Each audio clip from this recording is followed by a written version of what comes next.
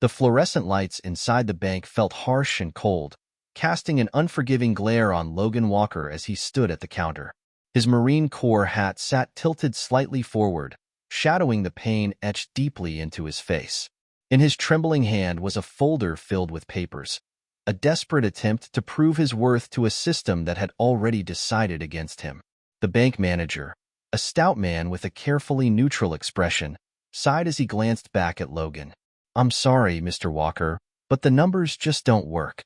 With your current credit score and debt-to-income ratio, there's no way we can approve this loan." Logan's throat tightened. "Please," he croaked, his voice barely above a whisper. "This isn't just about me. It's my wife, my son, our home. I served this country for 15 years. Isn't there something you can do?" The manager shook his head. "I appreciate your service, but the decision is final." The words hit Logan like a punch to the gut. He stumbled back a step, his vision blurring as tears welled up. Around him, a few customers paused to glance his way, their eyes flickering with a mix of pity and discomfort. No one stepped forward. No one offered help. He felt utterly alone. How did it come to this? He wondered. Just a few years ago, he had been a Marine, respected and strong. Now, he was a broken man, pleading for scraps of mercy from a system he had fought to protect.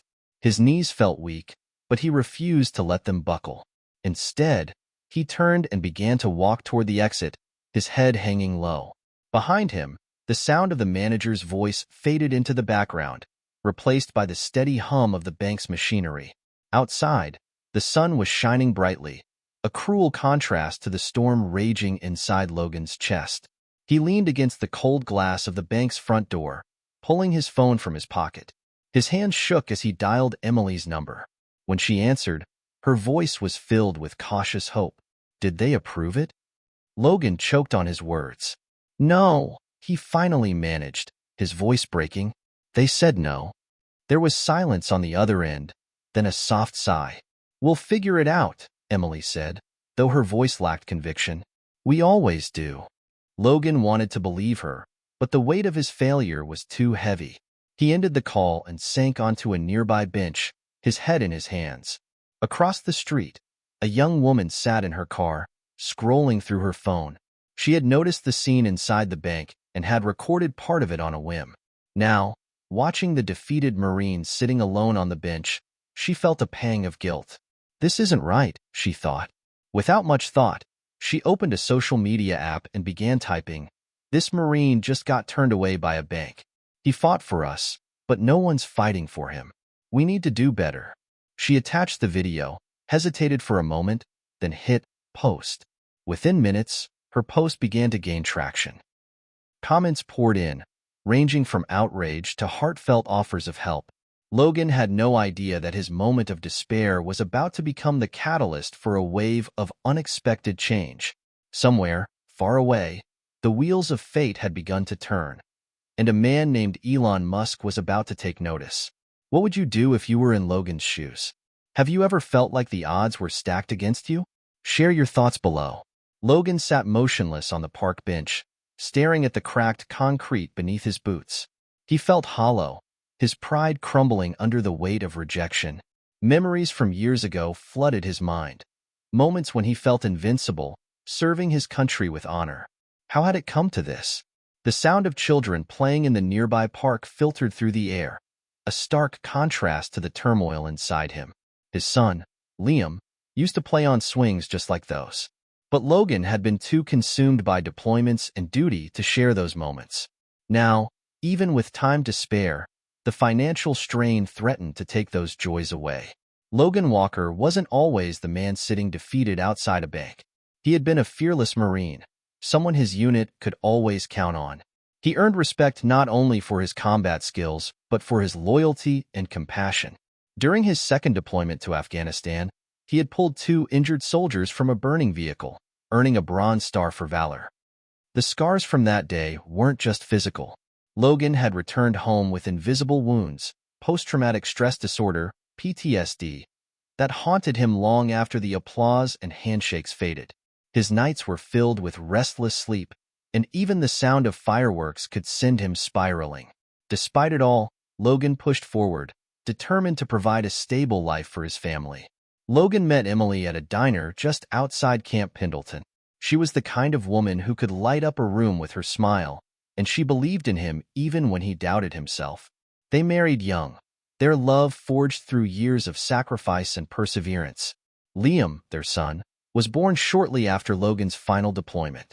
He was a bright, curious boy who adored his father and would often mimic him, standing at attention and saluting whenever Logan walked through the door. But as Liam grew older, he began to sense the tension in their home. The bills stacked higher each month, and Logan's small landscaping business struggled to stay afloat. Between his medical expenses and the weight of a failed economy, it seemed like the world was conspiring against him. Emily had always been Logan's anchor. While he battled his inner demons, she held the family together. She worked 2 part-time jobs and still managed to be there for Liam's school plays and soccer games. But even she couldn't do it all. One night, as they sat at the kitchen table balancing the checkbook, Emily had gently suggested they might need to sell the house. "It's just a building, Logan," she said softly. "We can make any place a home." Logan had slammed his fist down, his voice breaking as he yelled, "It's not just a building. It's all I've worked for. It's what Liam deserves." Emily didn't argue. She knew he wasn't angry at her, but at himself. She reached across the table and placed her hand over his. "We'll figure it out," she whispered. That was 3 months ago. The loan application had been their last hope to keep the house. Now, that hope was gone. Across town, the video of Logan at the bank had begun spreading like wildfire. Thousands of people had already seen it. The Marine veteran's defeated face and the tearful tone of his voice struck a chord with viewers. Comments poured in. "This is heartbreaking. Someone needs to help him. We send billions overseas, but our own veterans are left to suffer? Disgraceful. Elon Musk, if you see this, you should step in." It wasn't long before someone tagged Musk directly. One user wrote, "At Elon Musk, if anyone can make a difference, it's you. Please don't ignore this." That single tag set off a chain reaction. By evening, the video had been shared over 50,000 times, and it finally landed in front of Elon Musk himself. Sitting in his office at SpaceX, Musk scrolled through his notifications during a rare break. He wasn't the type to respond to every mention, but something about this video caught his eye. The sight of a Marine, broken and defeated, stirred something deep within him. Musk wasn't just a billionaire innovator. He was someone who understood adversity. He replayed the video twice, then leaned back in his chair, staring out at the Los Angeles skyline. This can't be ignored, he thought. He knew what it felt like to be an underdog, and while his struggles were different, the principle was the same. When you have the power to help, you act. Grabbing his phone, Musk dialed one of his assistants. "I want to know everything about this Marine," he said. "Find him, and let's figure out how we can help." Logan sat on the couch in his modest living room, staring blankly at the muted television. The news anchor's lips moved silently as images of holiday shopping deals flashed across the screen. He wasn't watching, not really. His mind was miles away, replaying the humiliation at the bank earlier that day. Emily walked into the room, carrying 2 mugs of coffee. She placed one in front of him and sat down beside him. "Liam's asleep," she said softly, curling up next to him. Logan nodded but didn't respond. Emily studied his face, the hardened jaw, the defeated eyes, and wished she could shoulder his pain for him. "We'll figure it out, Logan," she said, her voice trembling. "We always do." Logan took a deep breath. "I'm trying, Emily, but it feels like every door is slammed in my face. I fought for this country, and now I can't even keep a roof over our heads." Emily reached for his hand, squeezing it tightly. "You're not alone in this," she whispered. By now, the video of Logan had made its way to news outlets and community forums. Local veterans groups began sharing the post, urging people to rally around him. Donations started trickling in. A few dollars here, $10 there. A GoFundMe page was set up by a stranger, and within hours, it had raised over $5,000. The young woman who had originally posted the video was overwhelmed by the response. She updated her post. "I had no idea this would blow up like this. Let's keep this going. Logan deserves better." But it wasn't just ordinary people taking notice. Elon Musk's team had begun working behind the scenes, gathering details about Logan's situation. They contacted the young woman to verify his identity and reached out to local organizations to learn more about him. By the time Musk himself sat down to draft a tweet, he had a plan in place. That evening, Musk posted, "Veterans like Logan Walker deserve our support. No one who served our country should be left behind. Let's fix this. Logan, if you're reading this, I'm sending help. Stay strong." Within minutes, the tweet exploded. It was retweeted tens of thousands of times, with hashtags like #SupportOurVeterans and #HelpLogan trending nationwide. The internet buzzed with speculation about what Musk planned to do. The next morning, Logan was sitting at the kitchen table, staring at a stack of unpaid bills, when a knock at the door startled him. Emily peeked through the curtains and gasped, "Logan, there's a black SUV in the driveway." Logan frowned and stood up, his heart pounding as he opened the door. A tall man in a crisp suit greeted him, flanked by two others. "Mr. Walker?" the man asked, extending a hand. Logan hesitated but shook it. "That's me. What's this about?" "I'm with Elon Musk's team," the man said, his tone professional yet warm. "We saw the video of what happened at the bank. Mr. Musk believes no veteran should face what you're going through. He's asked us to step in and help." Logan blinked, unsure if he had heard correctly. "Help?" he echoed. "What kind of help?" The man smiled. "First, we're paying off your mortgage in full. Second, we're providing funding to expand your landscaping business so you can take on more clients. And finally, Mr. Musk wants to invite you to speak at a veterans advocacy event next month. He believes your story can inspire change." Logan's knees nearly gave out. Emily appeared in the doorway, her hand over her mouth. "Are you serious?" she whispered. "Very serious," the man replied. "Mr. Musk believes in taking action, not just talking about problems. And he believes in you." For the first time in months, Logan felt something he thought he'd lost forever: hope. His eyes filled with tears, but this time they weren't from despair. I don't know what to say." "Just say yes," the man replied with a smile. The young woman who had posted the video sat at her computer, tears streaming down her face as she read the updates. She never imagined that her small act of sharing Logan's story would lead to something so monumental. Logan sat at the dining table, staring at the neatly typed documents the man in the suit had left behind. They were proof of what had just unfolded: his mortgage paid off, his business set to expand, and an invitation to a prestigious event where he'd speak as a symbol of resilience and hope. The disbelief lingered, like he was caught in a dream too fragile to believe in. Emily sat across from him, her hands cradling a cup of tea. She hadn't stopped smiling since the SUV drove off. "Logan, do you realize what this means? We won't lose the house. Liam won't have to change schools. We're safe." Logan leaned back in his chair, exhaling deeply. "I know," he said, his voice tinged with awe. "But why me? Of all the people out there struggling, why did someone like Elon Musk care about my story?" Emily reached for his hand. "Because you represent something bigger than just our family. You're a Marine, Logan. You gave everything for this country. People want to help someone like you because it reminds them there's still good in the world." News outlets picked up Musk's tweet, and soon, Logan's story was everywhere. Headlines like "Billionaire Steps in to Save Marine Veteran's Family" and "Elon Musk Pays Off Mortgage for Struggling Veteran" dominated social media and evening news broadcasts. Veterans across the country rallied behind the story, using it to highlight the systemic struggles many of them faced. "Logan is one of us," one veteran wrote on Twitter. "His story is our story. Let's keep the momentum going." GoFundMe donations for Logan soared past $50,000 within 24 hours, as people from all walks of life contributed what they could. Some left heartfelt messages. "My husband is a veteran too. We know what it's like to feel forgotten. Stay strong, Logan. This made me cry.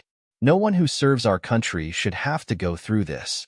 Elon Musk may have started it, but we're all here for you too." Logan's story had gone from a private struggle to a public movement, inspiring countless others to share their own battles. Later that evening, Logan and Emily sat Liam down to explain what had happened. The 8-year-old boy listened intently, his wide eyes fixed on his father. "So we're not going to lose the house?" Liam asked, his voice small. Logan knelt down, placing his hands on his son's shoulders. "No, buddy. We're staying right here. You don't have to worry about anything." Liam's face lit up, and he threw his arms around his father's neck. "I knew you'd fix it, Dad," he whispered. "You're my hero." Logan hugged him tightly, fighting back tears. "No, kiddo. You're the reason I keep fighting." At his headquarters in Los Angeles, Musk watched the growing momentum of Logan's story with satisfaction. For him, this wasn't just about one family. It was about setting an example. In a meeting with his team, Musk outlined his next steps. "We've helped Logan, but this can't stop here. I want to create a fund specifically for veterans in need. Let's work with nonprofits and local organizations to make sure this becomes a systemic solution, not a one-time story." His team nodded, already taking notes. Musk leaned back in his chair, his mind racing. "And make sure Logan is involved. He's the face of this. People need to see what happens when we all step up." Back in Logan's small town, the community was abuzz with excitement. Neighbors who had never spoken to the Walkers before suddenly showed up at their door with casseroles and cards. Local businesses offered free services, from home repairs to discounted groceries. Logan, once invisible in his own neighborhood, now felt the warmth of a community united behind him. At one point, the young woman who had posted the video stopped by with her parents. She looked nervous as she handed Logan a small bouquet of flowers. "I hope it's okay that I came by," she said. "I just wanted to say, I didn't mean for any of this to get so big, but I'm glad it did. You deserve it." Logan smiled, accepting the flowers. "You didn't just post a video," he said. "You gave my family a second chance. Thank you." Logan woke up the next morning to the sound of his phone buzzing incessantly. The notifications poured in, texts from old friends, emails from journalists, and voicemails from numbers he didn't recognize. The story had reached every corner of the country, and suddenly, everyone wanted a piece of Logan Walker. Emily placed a steaming cup of coffee in front of him, glancing at his overwhelmed expression. "Maybe you should turn it off for a bit," she suggested. Logan shook his head. "I can't. What if it's someone important?"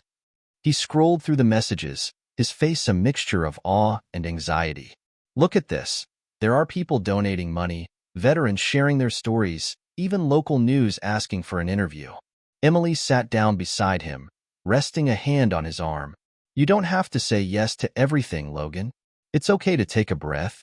Logan nodded slowly, but the weight of gratitude and responsibility pressed heavily on his chest. He didn't want to let anyone down. Not the people who had rallied around him, not his family, and certainly not Musk, who had taken a chance on him.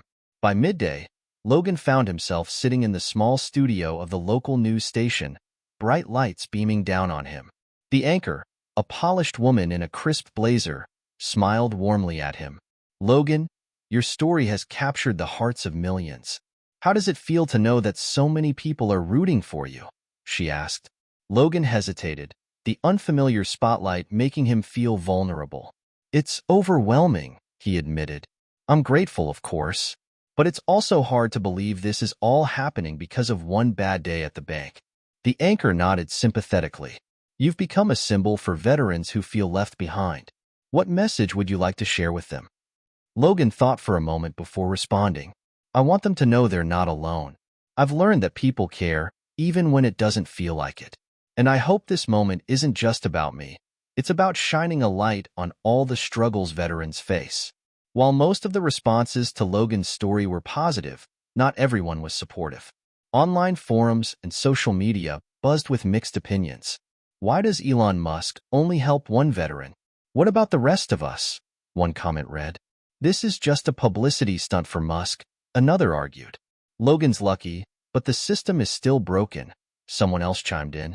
Logan couldn't help but notice the negativity as he scrolled through his phone that evening. "Emily," he said quietly, "not everyone thinks I deserve this." Emily looked up from the kitchen counter, where she was chopping vegetables for dinner. "You can't focus on that, Logan. There will always be people who criticize.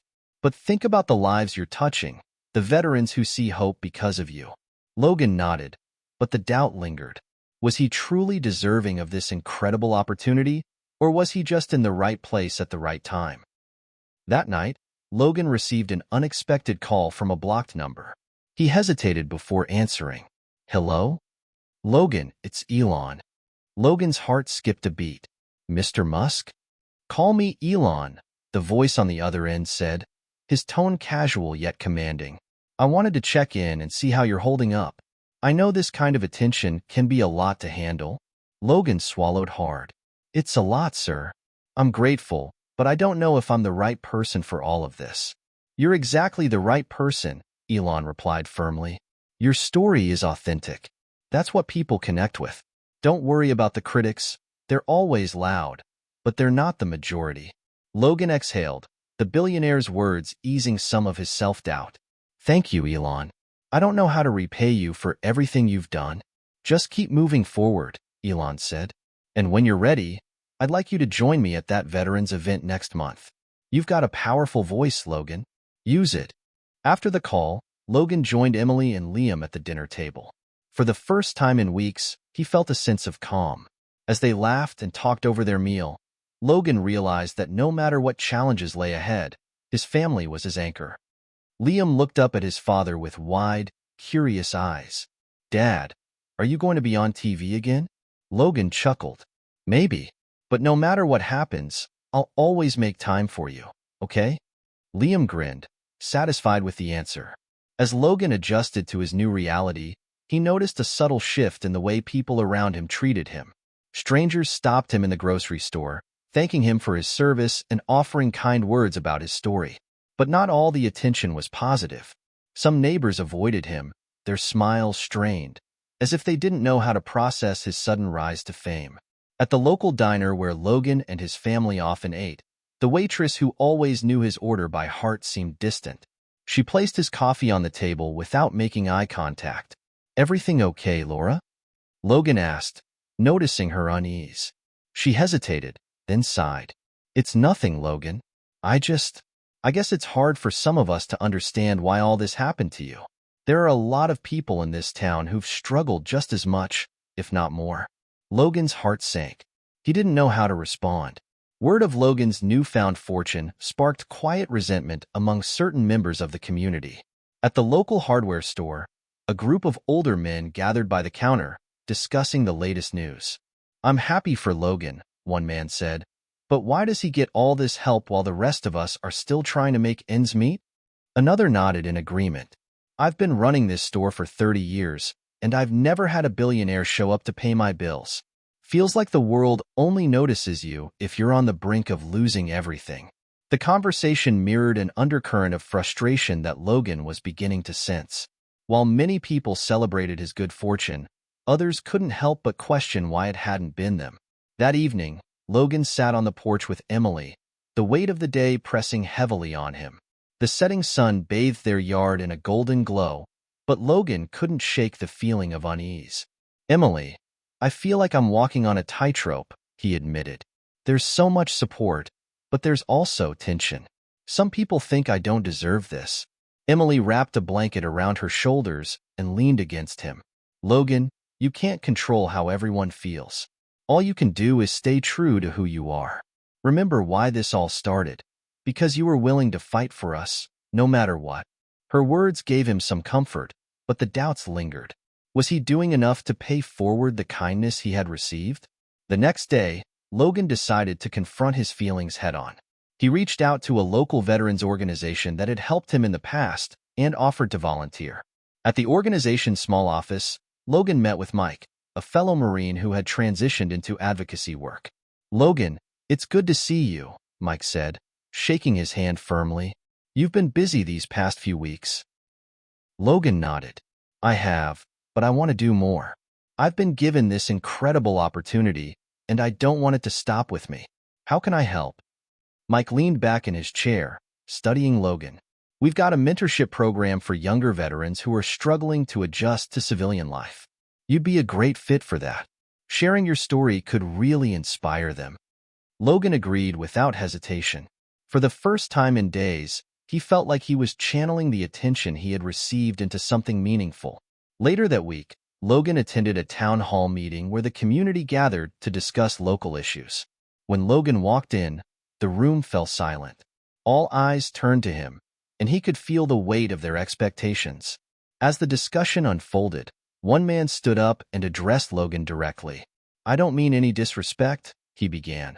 "But why does it take a billionaire stepping in for someone like you to get the help they need? What about the rest of us?" Logan took a deep breath before standing to respond. "I understand how you feel," he said, his voice steady but emotional. "I've asked myself the same question. Why me? Why now? But I also know that this isn't just about me anymore. It's about shining a light on the struggles so many of us face. Veterans, small business owners, families trying to make it through tough times. I'm committed to using this opportunity to help others, and I hope you'll join me in that effort."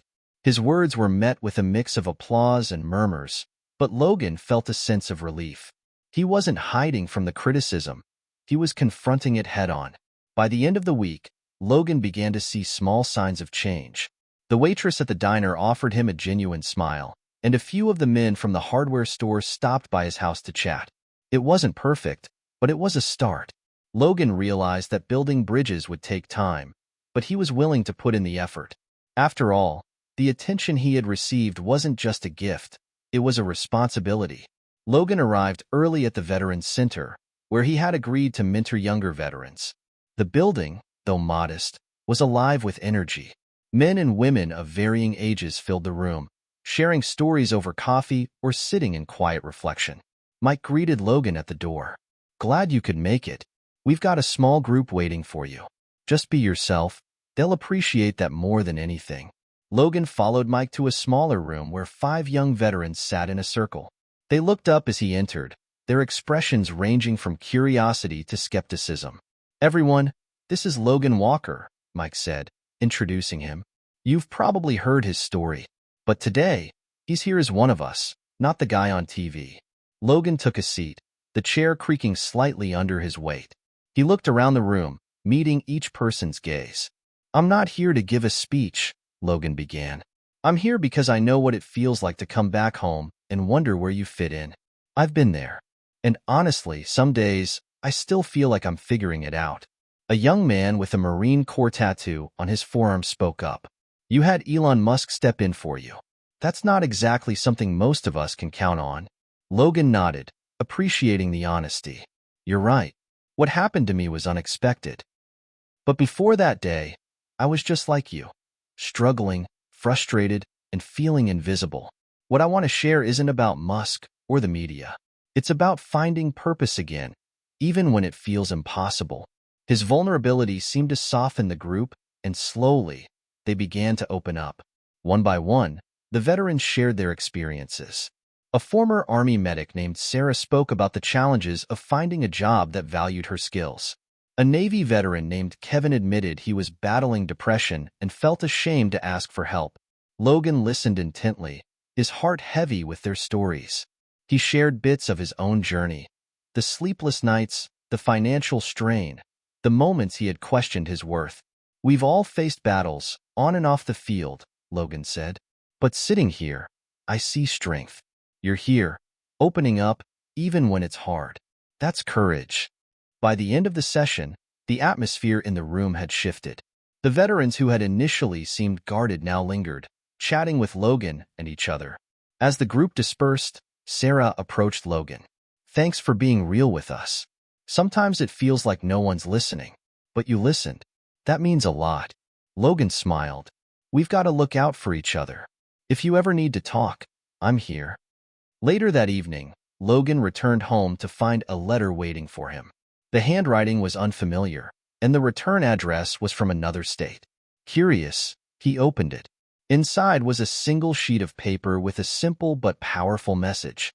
"Dear Logan, your story reminded me of my late husband, who served in Vietnam. He passed away 5 years ago, but I know he would have been proud to see someone like you speaking up for veterans. Thank you for giving a voice to those who feel forgotten. Sincerely, Margaret Allen." Logan read the letter twice, his chest tightening with emotion. He showed it to Emily, who teared up as she read it. "Logan, this is why you're doing what you're doing," she said. "You're not just helping the people here. You're reaching people across the country." The next day, Logan called Mike at the Veterans Center. "I've been thinking," Logan said, "what if we organize a larger event? Something that brings veterans and the community together. Job fairs, mental health resources, support networks. We could even invite speakers who've been through it." Mike's enthusiasm was immediate. "That's a great idea, Logan. Let's make it happen." They began planning, brainstorming ways to make the event impactful. Logan felt a renewed sense of purpose, channeling his energy into creating something that would outlast the fleeting media attention. Not everyone was thrilled with Logan's growing role as a community advocate. At the diner, Logan overheard a conversation at a nearby table. "Now he's some kind of hero," one man scoffed. "He got lucky, that's all. Doesn't mean he knows what's best for the rest of us." Logan debated whether to respond but decided against it. He knew he couldn't change everyone's opinion, and he didn't need their approval to keep moving forward. Instead, he focused on the veterans and the community that believed in him. Their stories and support fueled his determination to make a difference. As word spread about Logan's plan to host a community event for veterans, the town became abuzz with mixed reactions. Some saw it as a much-needed initiative, while others remained skeptical of Logan's motives. At the Veterans Center, the planning committee was in full swing. Logan, Mike, and a small team of volunteers worked tirelessly to finalize the event's details. They secured a venue, the high school gymnasium, and reached out to local businesses for sponsorships. Emily stepped in to help with marketing, designing flyers, and sharing posts on social media. "This is going to be amazing," she said, handing Logan a stack of freshly printed flyers. "I hope so," Logan replied. "I just wanted to help people." One evening, as Logan stapled flyers onto community bulletin boards, he ran into an old friend, Todd, outside the hardware store. "Hey, Logan," Todd greeted him, though his tone was guarded. "Hey, Todd," Logan replied, relieved to see a familiar face. "How've you been?" Todd shrugged. "Same as always. Heard about your big event. Sounds like a lot of work." "It is," Logan admitted, sensing something unspoken in Todd's demeanor. "But it's worth it." Todd hesitated, then said, "Look, Logan, I'm happy for you. I really am. But some of us are still out here grinding every day, and it feels like you've got the world handed to you lately. I'm not saying you don't deserve it, but—" The words stung more than Logan expected. Todd had been one of his closest friends, someone who had stood by him through thick and thin. "I didn't ask for any of this," Logan said quietly. "I'm just trying to make the most of it and help where I can." Todd nodded, but didn't look convinced. "I get it. Just don't forget where you came from, okay?" Logan watched as Todd walked away, a weight settling in his chest. Back at home, Logan shared the encounter with Emily. "It's like no matter what I do, someone's upset about it," he said, pacing the living room. Emily stood and placed a hand on his arm. "Logan, you can't please everyone. What matters is that your heart's in the right place. Todd will come around. He just needs time." Logan nodded, though the conversation replayed in his mind long after Emily went to bed. The high school gym buzzed with activity as volunteers set up tables and booths. There were stations for resume building, mental health resources, and small business advice. A stage was erected at one end of the gym for guest speakers, and a local catering company donated food for attendees. As people trickled in, Logan's nerves began to ease. Veterans and their families mingled, sharing stories and exploring the resources available. Midway through the event, Logan took the stage. The crowd quieted as he began to speak. "I want to thank each of you for being here today," he said, his voice steady but emotional. "This event isn't about me. It's about us. It's about creating a community where veterans and their families feel supported, where struggles aren't faced alone. We've all fought battles, both on the field and off. But together, we're stronger." The crowd erupted in applause, and Logan felt a wave of relief and pride. As Logan stepped off the stage, Mike approached him with a look of urgency. "Logan, you won't believe who just walked in," Mike said, gesturing toward the entrance. Logan turned to see none other than Elon Musk entering the gym, flanked by a small team. The crowd murmured in surprise, and phones were quickly raised to capture the moment. "Elon," Logan said, walking over to greet him, "I didn't know you were coming." Musk smiled. "I heard about the event, and wanted to see it for myself. You've done something incredible here, Logan. Logan felt a mix of gratitude and disbelief. Thank you. I couldn't have done it without the community's support. As Musk toured the event, he spoke with attendees, asking questions and offering words of encouragement. His presence brought renewed energy to the room and validated the importance of what Logan had worked to achieve. Later that evening, as the event wound down, Logan spotted Todd lingering by the exit. "Hey," Logan said, approaching him. "Hey," Todd replied, shoving his hands in his pockets. "This was impressive. I'll admit, I wasn't sure what to expect, but you really pulled it off." Logan smiled. "Thanks, Todd. That means a lot." Todd hesitated, then added, "I guess I let my own frustrations get in the way. You've always been a good guy, Logan. I'm sorry if I made you feel otherwise." "Water under the bridge," Logan said, extending his hand. Todd shook it firmly, and for the first time in weeks, Logan felt a sense of peace. As Logan and Emily drove home that night, they reflected on the day's success. "You did it, Logan," Emily said, her voice filled with pride. "We did it," Logan corrected, reaching for her hand. "But this is just the beginning." Logan knew there was more work to be done, but for the first time, he felt like he was truly making a difference, not just for himself, but for everyone who had ever felt invisible. The morning after the event, Logan woke up to a flood of messages on his phone. Social media was ablaze with posts about the Veterans event. Pictures of Elon Musk mingling with attendees had gone viral, and comments poured in from people across the country. One message stood out, a text from Margaret Allen, the woman who had written him the heartfelt letter. "Logan, what you did yesterday brought tears to my eyes. I could feel the love and hope in that, Jim. My husband would have been proud of you." Logan read it twice, his chest tightening. "It's not about me," he whispered to himself. "It's about all of us." Later that day, Logan got a call from a journalist who had covered his original story. "Logan, we'd love to do a follow-up piece on the event," she said. "People want to know how you've been using your platform to help veterans." Logan hesitated. The last thing he wanted was to seem like he was chasing fame. "Can we make it about the veterans instead of me?" he asked. "Absolutely," the journalist agreed. "Let's focus on the stories of the people you're helping." As the media coverage grew, so did the interest in Logan's initiative. Donations began pouring in from individuals and businesses eager to support veterans. One company offered to sponsor job training programs, while another pledged to fund mental health resources at the Veterans Center. At the same time, Logan began receiving messages from veterans across the country who felt inspired by his story.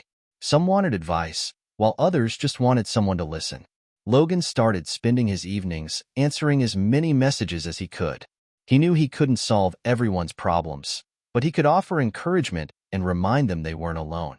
One evening, Todd showed up at Logan's house unannounced. Emily answered the door and called for Logan. "Todd," Logan said, surprised. "What's up?" Todd looked nervous, his hands fidgeting. "I need to talk to you." They sat on the porch, the cool evening air wrapping around them. "I've been thinking a lot about what you've been doing," Todd began, "and I realized I've been bitter. It's not about you. It's about me. I've been stuck, Logan, and instead of doing something about it, I took it out on you." Logan placed a reassuring hand on Todd's shoulder. "We all get stuck sometimes. What matters is what we do next." Todd nodded. "I want to help. With the Veterans Center, events, whatever you need. I think it's time I did something that matters." Logan smiled. "We could use someone like you, Todd. Welcome to the team." The next week, Logan and Mike met with a group of local leaders to discuss expanding their efforts. They proposed turning the Veterans Center into a full-fledged resource hub, complete with job training, therapy sessions, and support groups. The mayor, who had attended the event, pledged to help secure funding. "What you're doing is vital for this community," she said. "Let's make it happen." One evening, Logan received an unexpected phone call. "Logan, it's Elon," the voice on the other end said. Logan sat up straight. "Mr. Musk, I didn't expect to hear from you." "Call me Elon," Musk replied with a chuckle. "I've been thinking about what I saw at the event. You're doing something incredible, and I want to support it." Logan was stunned. "That means a lot, Elon. Thank you." I'd like to fund some of your initiatives, Musk continued. Let's get your resource hub off the ground and expand it to other communities. Veterans everywhere deserve what you're building. Logan struggled to find the words. I don't know how to thank you. You already have, Musk said. Keep doing what you're doing. With Elon Musk's support and the growing attention on their efforts, Logan felt the weight of responsibility more than ever. This is bigger than I ever imagined, he confided to Emily one night. What if I can't handle it? Emily squeezed his hand. You don't have to do it alone. You've got a team now, a community, and you've got me. Her words gave Logan strength. He realized that while the journey ahead would be challenging, it was one he didn't have to face alone. The success of the Veterans event continued to echo throughout the town. Local businesses, community leaders, and even schools rallied around Logan's mission to help veterans. The sense of unity was palpable as the community came together to support a cause that transcended individual differences. But as the momentum built, so did the pressure. Logan sat at his desk, staring at a pile of paperwork. The numbers on the budget sheets seemed to blur together. Though the event had been a success, the scope of what he was trying to build had grown exponentially. He now had to figure out how to scale the Veterans Support Hub to meet the increasing demand. The call from Elon Musk had been a game-changer, but with it came expectations. Logan couldn't help but feel overwhelmed. The veterans' needs were urgent, and there was only so much one person could do. Mike knocked on the door, poking his head in. How's it going? Logan sighed and pushed the papers aside. I'm trying to figure out how to make this work. The donations are coming in, the media is still buzzing about the event, but I don't know if we're ready to expand. Mike sat down across from him. I get it, but you've already done something that most people wouldn't even attempt. Look at how many lives you've already touched. The rest will fall into place. Logan nodded, but still felt the weight of responsibility. I hope you're right. The following day, Logan received another unexpected message. This time, it was from the mayor. Logan, I've been speaking with a few local foundations, and we want to partner with you on a major grant. It could fund your resource hub for the next 5 years.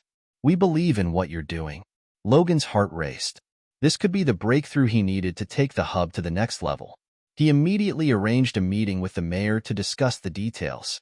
During the meeting, the mayor outlined a plan for a collaboration between the Veterans Center and several nonprofits focused on mental health, housing, and employment for veterans. The grant would provide a sustainable foundation for the future. This is incredible, Logan said, his voice full of gratitude. But I can't do it alone. We need to bring in more people who understand how to manage this kind of project. The mayor agreed. We'll help you with that. You've got a great team already, but we can connect you with experts who can help guide the expansion. Over the next few weeks, Logan worked closely with Mike, Emily, and the new volunteers who had joined the cause. Together, they drafted plans for the expansion and identified the resources they would need. Todd, who had joined the team with renewed purpose, became instrumental in reaching out to other veterans and organizing focus groups. He was particularly skilled at connecting with people who felt disconnected or forgotten. I'm seeing something in these veterans I didn't expect, Todd said one evening. They're not just looking for jobs or therapy. They're looking for a sense of belonging, for something to fight for again. Logan nodded, realizing that this project was more than just a resource center. It was a lifeline for many. The first expansion took place in a small, vacant building across town. It wasn't glamorous, but it was functional, and it provided the necessary space to offer job training, therapy sessions, and educational workshops. On opening day, a line of veterans stood outside, eager to be the first to utilize the services.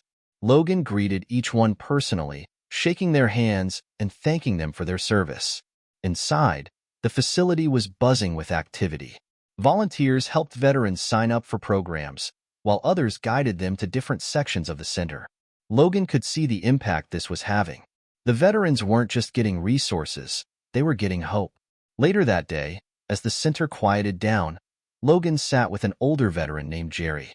Jerry had been one of the first to sign up, and he had a particular request. He wanted to reconnect with his daughter, who he hadn't seen in years. I know it's a long shot, Jerry said, his voice rough with emotion, but I just want to make things right before it's too late. Logan placed a hand on Jerry's shoulder. We can help you with that, Jerry. Whether it's finding her or just getting the courage to reach out, we're here. Jerry nodded, a tear escaping his eye. Thank you, son. This means more than you'll ever know. The success of the expansion didn't go unnoticed. As news of the Veterans Hub spread, more people began to get involved. Volunteers, sponsors, and experts in various fields offered their time and resources. Logan could hardly believe how quickly everything was coming together. But with each new success came new challenges. The scale of the project meant that more coordination was required, and Logan had to balance his time between overseeing the operations and managing his personal life. One evening, as Logan sat at home, Emily came in with a stack of papers.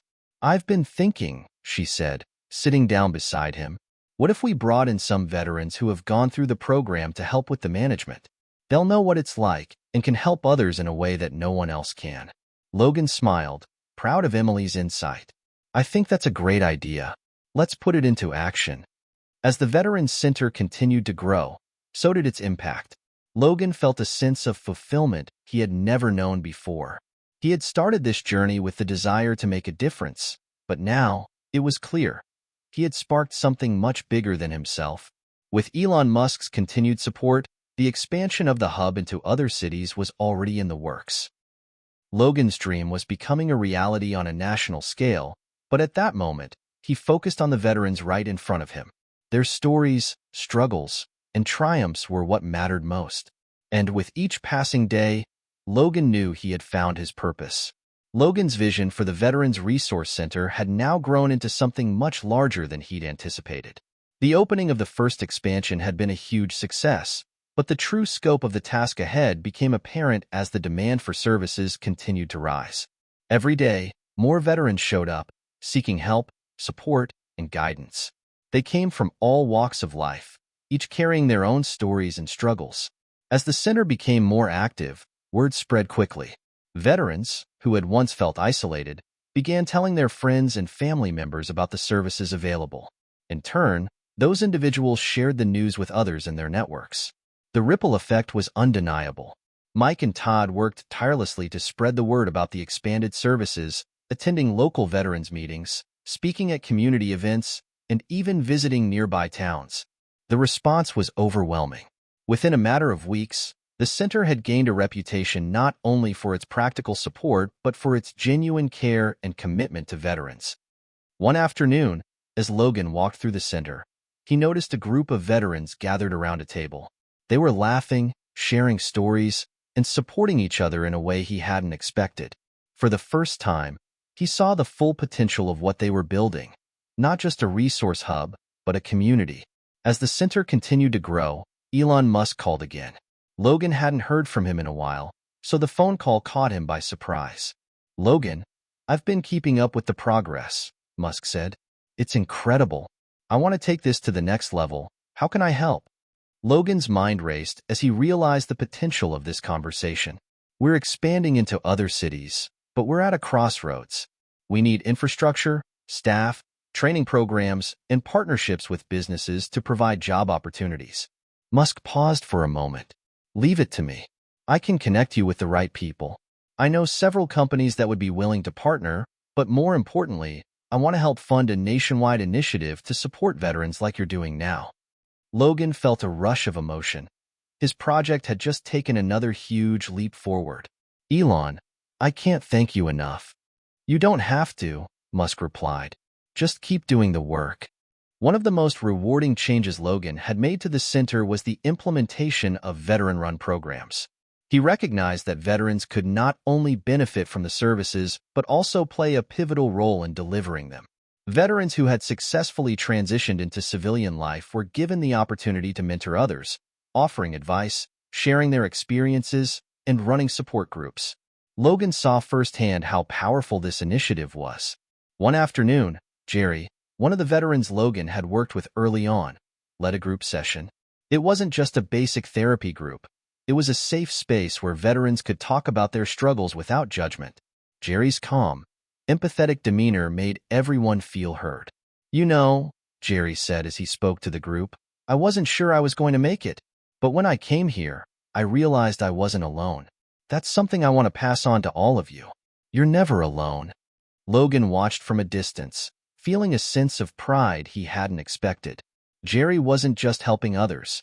He was healing himself through the process. As the initiative grew, new challenges emerged. The center had expanded beyond the town, reaching cities and veterans who needed help. But scaling a program of this magnitude wasn't easy. There were logistical hurdles, a shortage of staff, and the constant pressure to maintain quality while managing growth. Logan found himself working late into the night, juggling phone calls, meetings, and planning sessions. Emily, as always, stood by his side, offering advice and perspective. "We're doing good work here," she reminded him one evening when Logan looked overwhelmed. "But remember, it's okay to take a step back sometimes. You don't have to do it all on your own." Logan nodded, grateful for her support. It wasn't that he didn't trust his team. It was that the burden of responsibility felt all-encompassing. One day, the center received a surprise visitor. Margaret Allen, the widow of the veteran who had written the letter that sparked Logan's journey, walked into the facility. "Margaret," Logan said, rushing over to greet her. "It's so good to see you." She smiled warmly but looked tired. "I've been hearing about everything you've been doing, Logan. It's beyond anything I could have imagined." Margaret had driven several hours to visit, and she had a request. "I'd like to donate my husband's military medals to the center. I think they belong here, where they can be a symbol of the bravery and sacrifice we're honoring every day." Logan was moved. "Margaret, I don't know what to say. That's incredibly generous. I just want his legacy to be part of something that helps others," Margaret said softly. The medals were displayed in a special part of the center, serving as a reminder to all who walked through the doors of the sacrifices made by so many.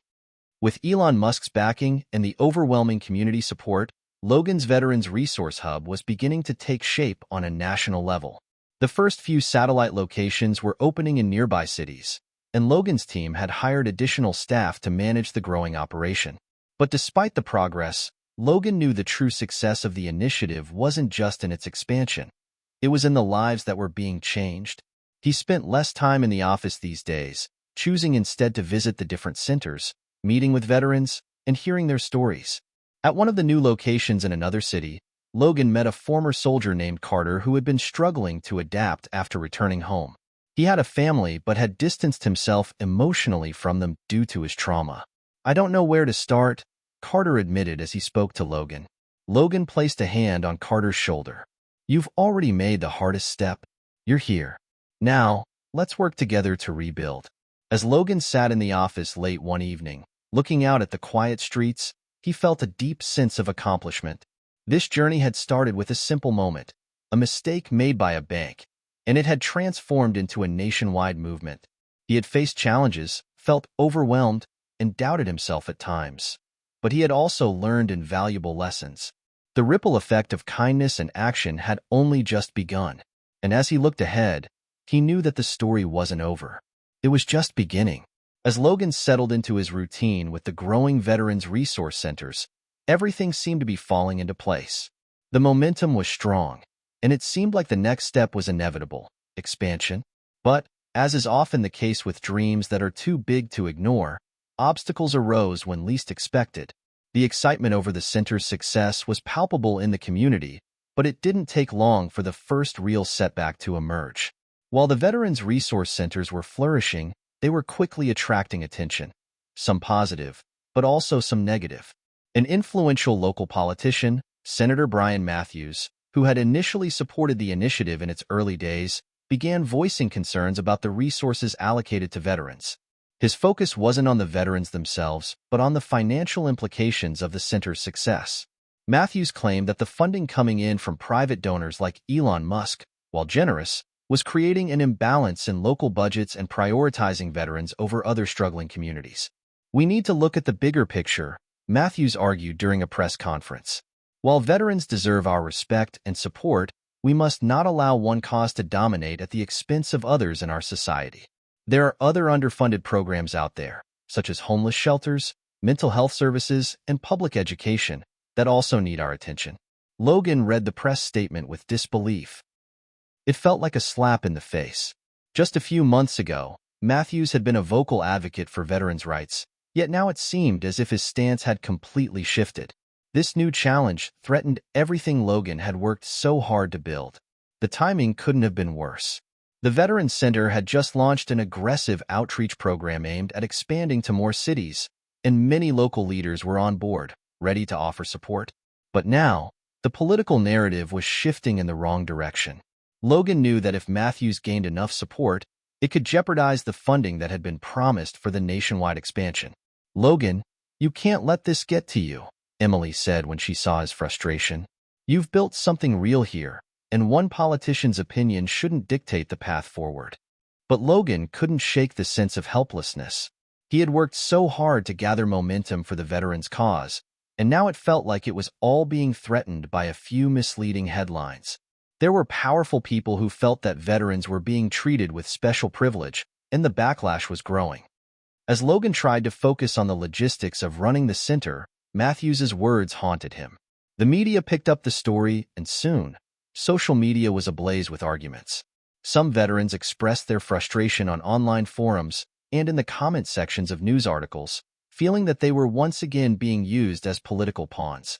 Others rallied in support, sending messages of solidarity. The political landscape became increasingly divisive. Some of Logan's supporters, who had initially been eager to help, began wavering in their commitment, worried about the potential backlash they might face if they continued to publicly support the initiative. "I'm just not sure what this is doing for our city's other needs," said one of the center's donors, a wealthy local businessman named Charles Hamilton. "I mean, I care about veterans, but I don't know if I can keep supporting something that's making waves for all the wrong reasons." Logan had never faced such challenges before. He had always been confident in his mission, and until now, every step had felt like progress. But now, with every passing day, the project seemed to be spiraling into a political battle he never expected. Logan was determined to push through. Despite the growing concerns, he couldn't let this moment of adversity define everything they had worked for. So, he reached out to Elon Musk, hoping for some clarity or at least some words of encouragement. When Musk picked up the phone, Logan didn't waste any time. "Elon, I'm facing a problem here. There's a political shift happening in the community. A senator is questioning the way we're allocating resources, and it's starting to make some of our supporters hesitate. How do I push past this?" Elon's voice was calm, but his words carried weight. "Logan, this is exactly the kind of thing that happens when you start disrupting the status quo. You're doing something important, but not everyone is going to agree with it. You have to stay focused on your mission. Politicians can be swayed by public opinion, but what you're building is bigger than their rhetoric. Keep talking to the veterans.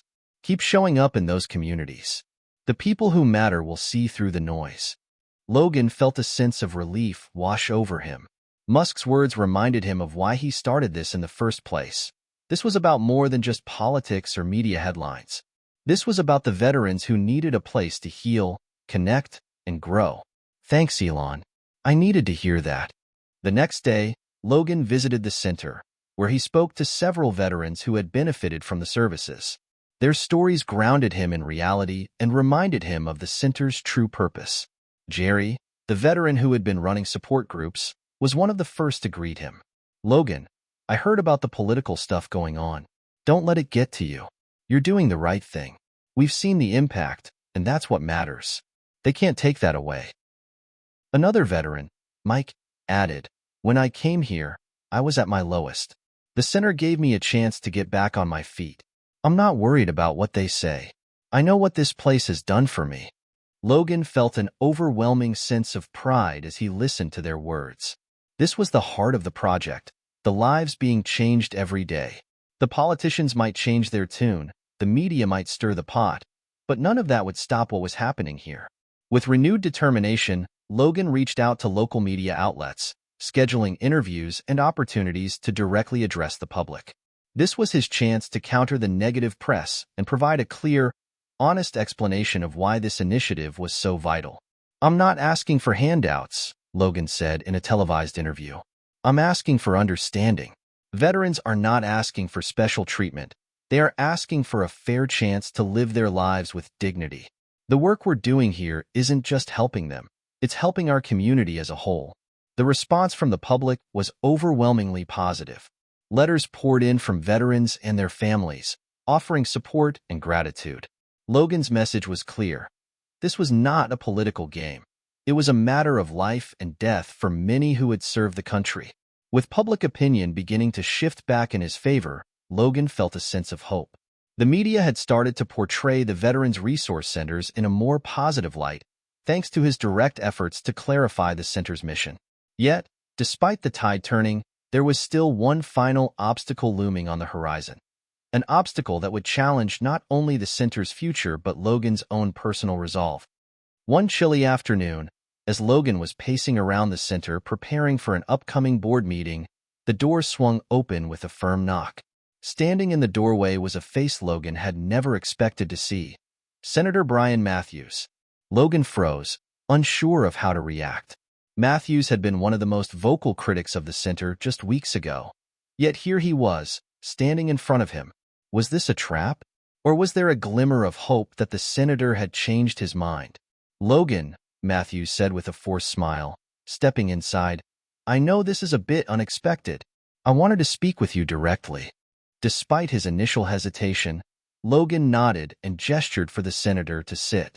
Matthews took a deep breath, clearly uncomfortable. I owe you an apology, Matthews began. I made some remarks that I now regret. I let politics cloud my judgment. What you've done here, what you've built, is important. I've been hearing from people across the community. Veterans, their families, local business owners, they all believe in what you're doing. And after seeing the work you've done firsthand, I can't deny that it's making a difference. Logan was taken aback. This wasn't what he had expected, especially after Matthews's harsh words in the press. You're saying you support us now? Logan asked cautiously, still processing what was unfolding before him. Matthews nodded. I was wrong. What I said about funding, about prioritizing veterans over other causes, was short-sighted. I've seen the impact of your center on the lives of these men and women. They're not just veterans. They're fathers, mothers, sons, and daughters. They've given so much, and they deserve more than just words. They deserve action. Logan felt a weight lift off his shoulders. While the senator's shift in stance wasn't entirely a personal victory, it was a turning point, a sign that the tide of public opinion was truly changing. Logan had faced the fire, stood firm in his beliefs, and refused to back down. And now, it seemed like the very people who once criticized him were beginning to see the truth of his mission. But Matthews wasn't just here to apologize. He had something more to offer. I'd like to help you, Logan. I've been talking to some colleagues in Congress, and I'm working on securing federal funding for veterans programs. I can't guarantee it's going to happen overnight, but I think we can move the needle. As Matthews spoke, Logan couldn't help but feel a mixture of gratitude and skepticism. The senator's words were encouraging, but Logan had learned over the years that promises could be easily broken. He knew that any federal funding would come with its own set of challenges, bureaucracy, red tape, and political games. Thank you, Senator, Logan said cautiously. But I've learned that relying too much on government support can be a double-edged sword. If we want to keep this center running the way it should, we need to maintain the independence that's made it successful so far. Matthews leaned forward, understanding the concern. I hear you. I don't want to take that away. But if we can secure some funding to ensure the center's long-term sustainability, would you be open to it? Just a partnership, nothing that compromises your mission. Logan thought for a moment. His vision for the center had always been to keep it community-driven and veteran-focused. But Matthews's offer represented a way to take it to the next level, a chance to provide even more services to veterans without losing control of the project. I'm willing to discuss it further, Logan said, slowly nodding. But only if we keep the veterans at the heart of everything we do. Over the next few weeks, Logan and Matthews worked together behind the scenes, bringing in legal experts and consultants to hammer out the details of a potential partnership.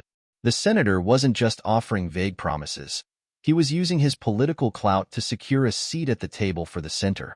Logan, while still wary, saw that Matthews was genuinely invested in the success of the initiative. He realized that, for all his reservations, this might be the opportunity that allowed the Veterans Resource Centers to expand beyond the local level and reach even more communities in need. Then, one morning, Logan received a phone call from Elon Musk. "Logan, I've been following your progress, and I've been impressed by the way you've handled the political situation.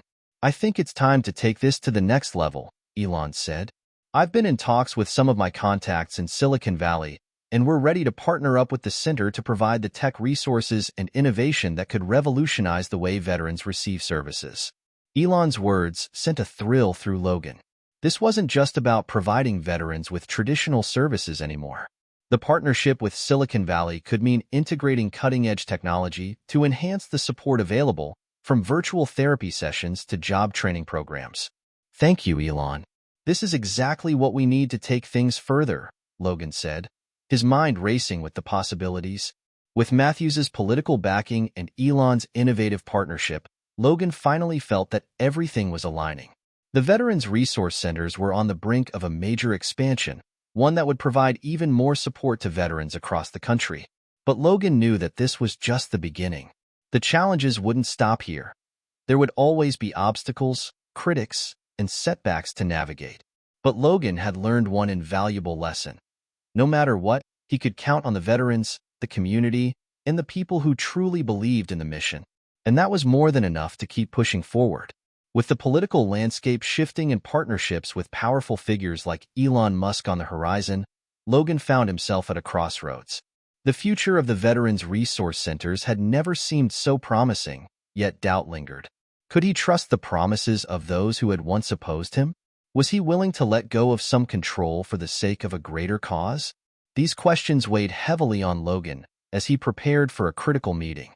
As Logan walked into the center one crisp morning, he was greeted by an unexpected sight. A line of veterans, some with their families, gathered outside the doors.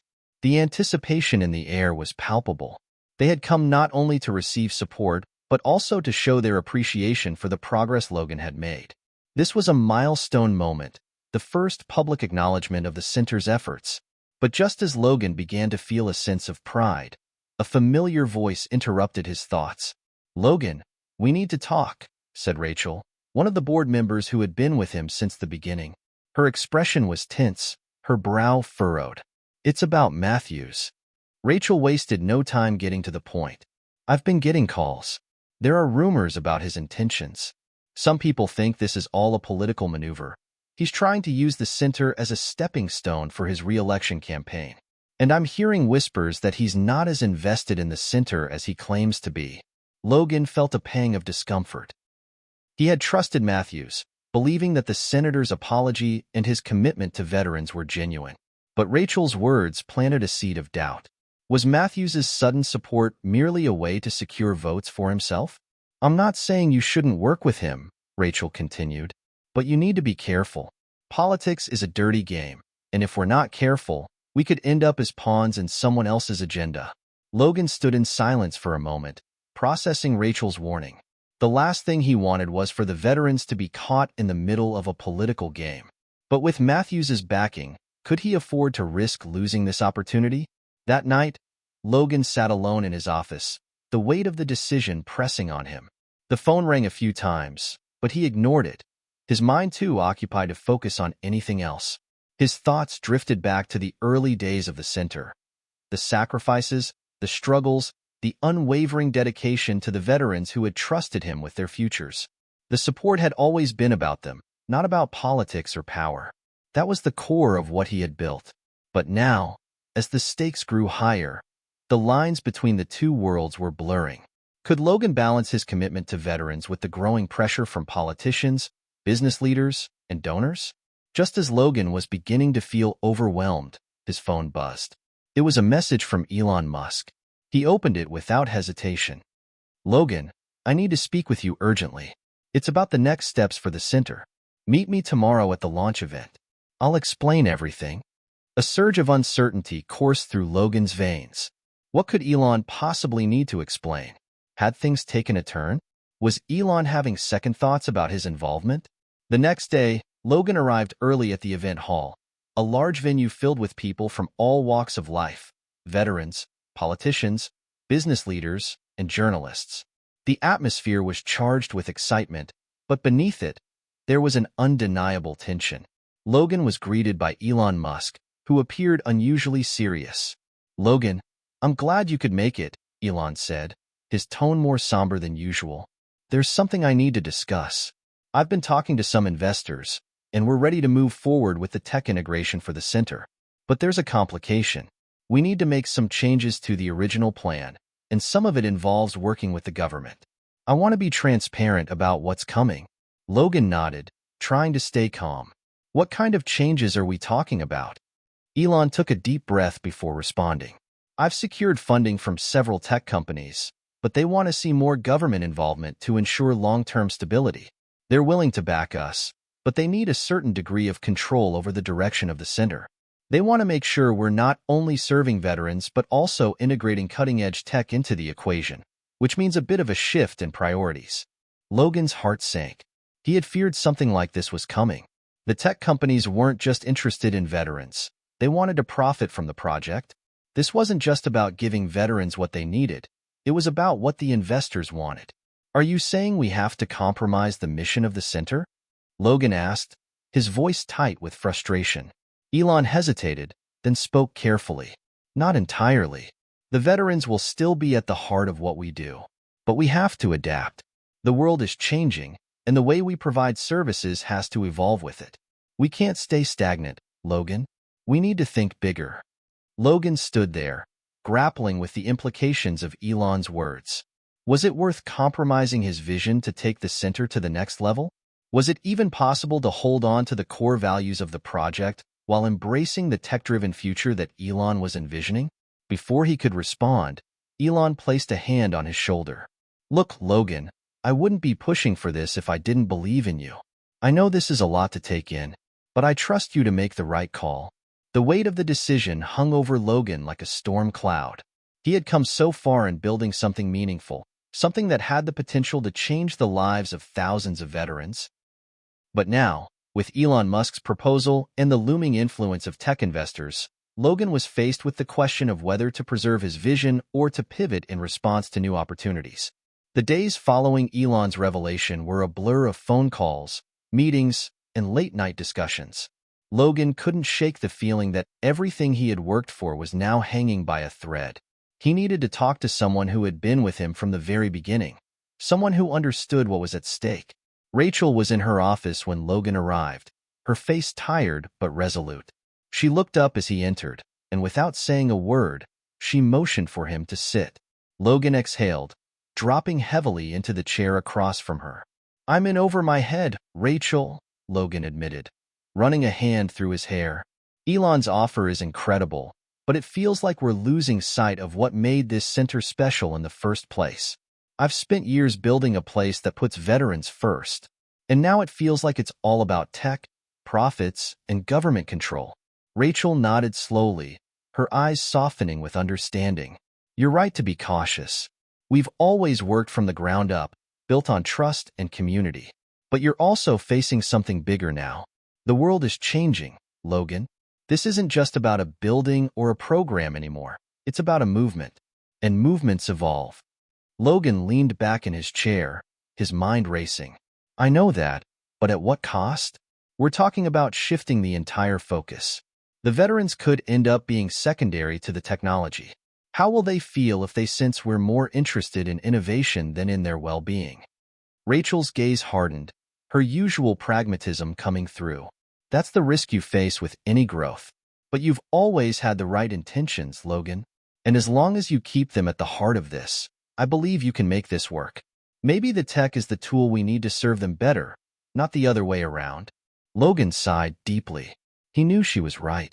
The world wasn't going to stand still, and if he wanted to provide the best for the veterans, he might have to take some calculated risks. But it still felt like a betrayal of everything he had fought for. "I don't want to lose sight of who we are," Logan murmured. "I don't want the veterans to think they're just a means to an end."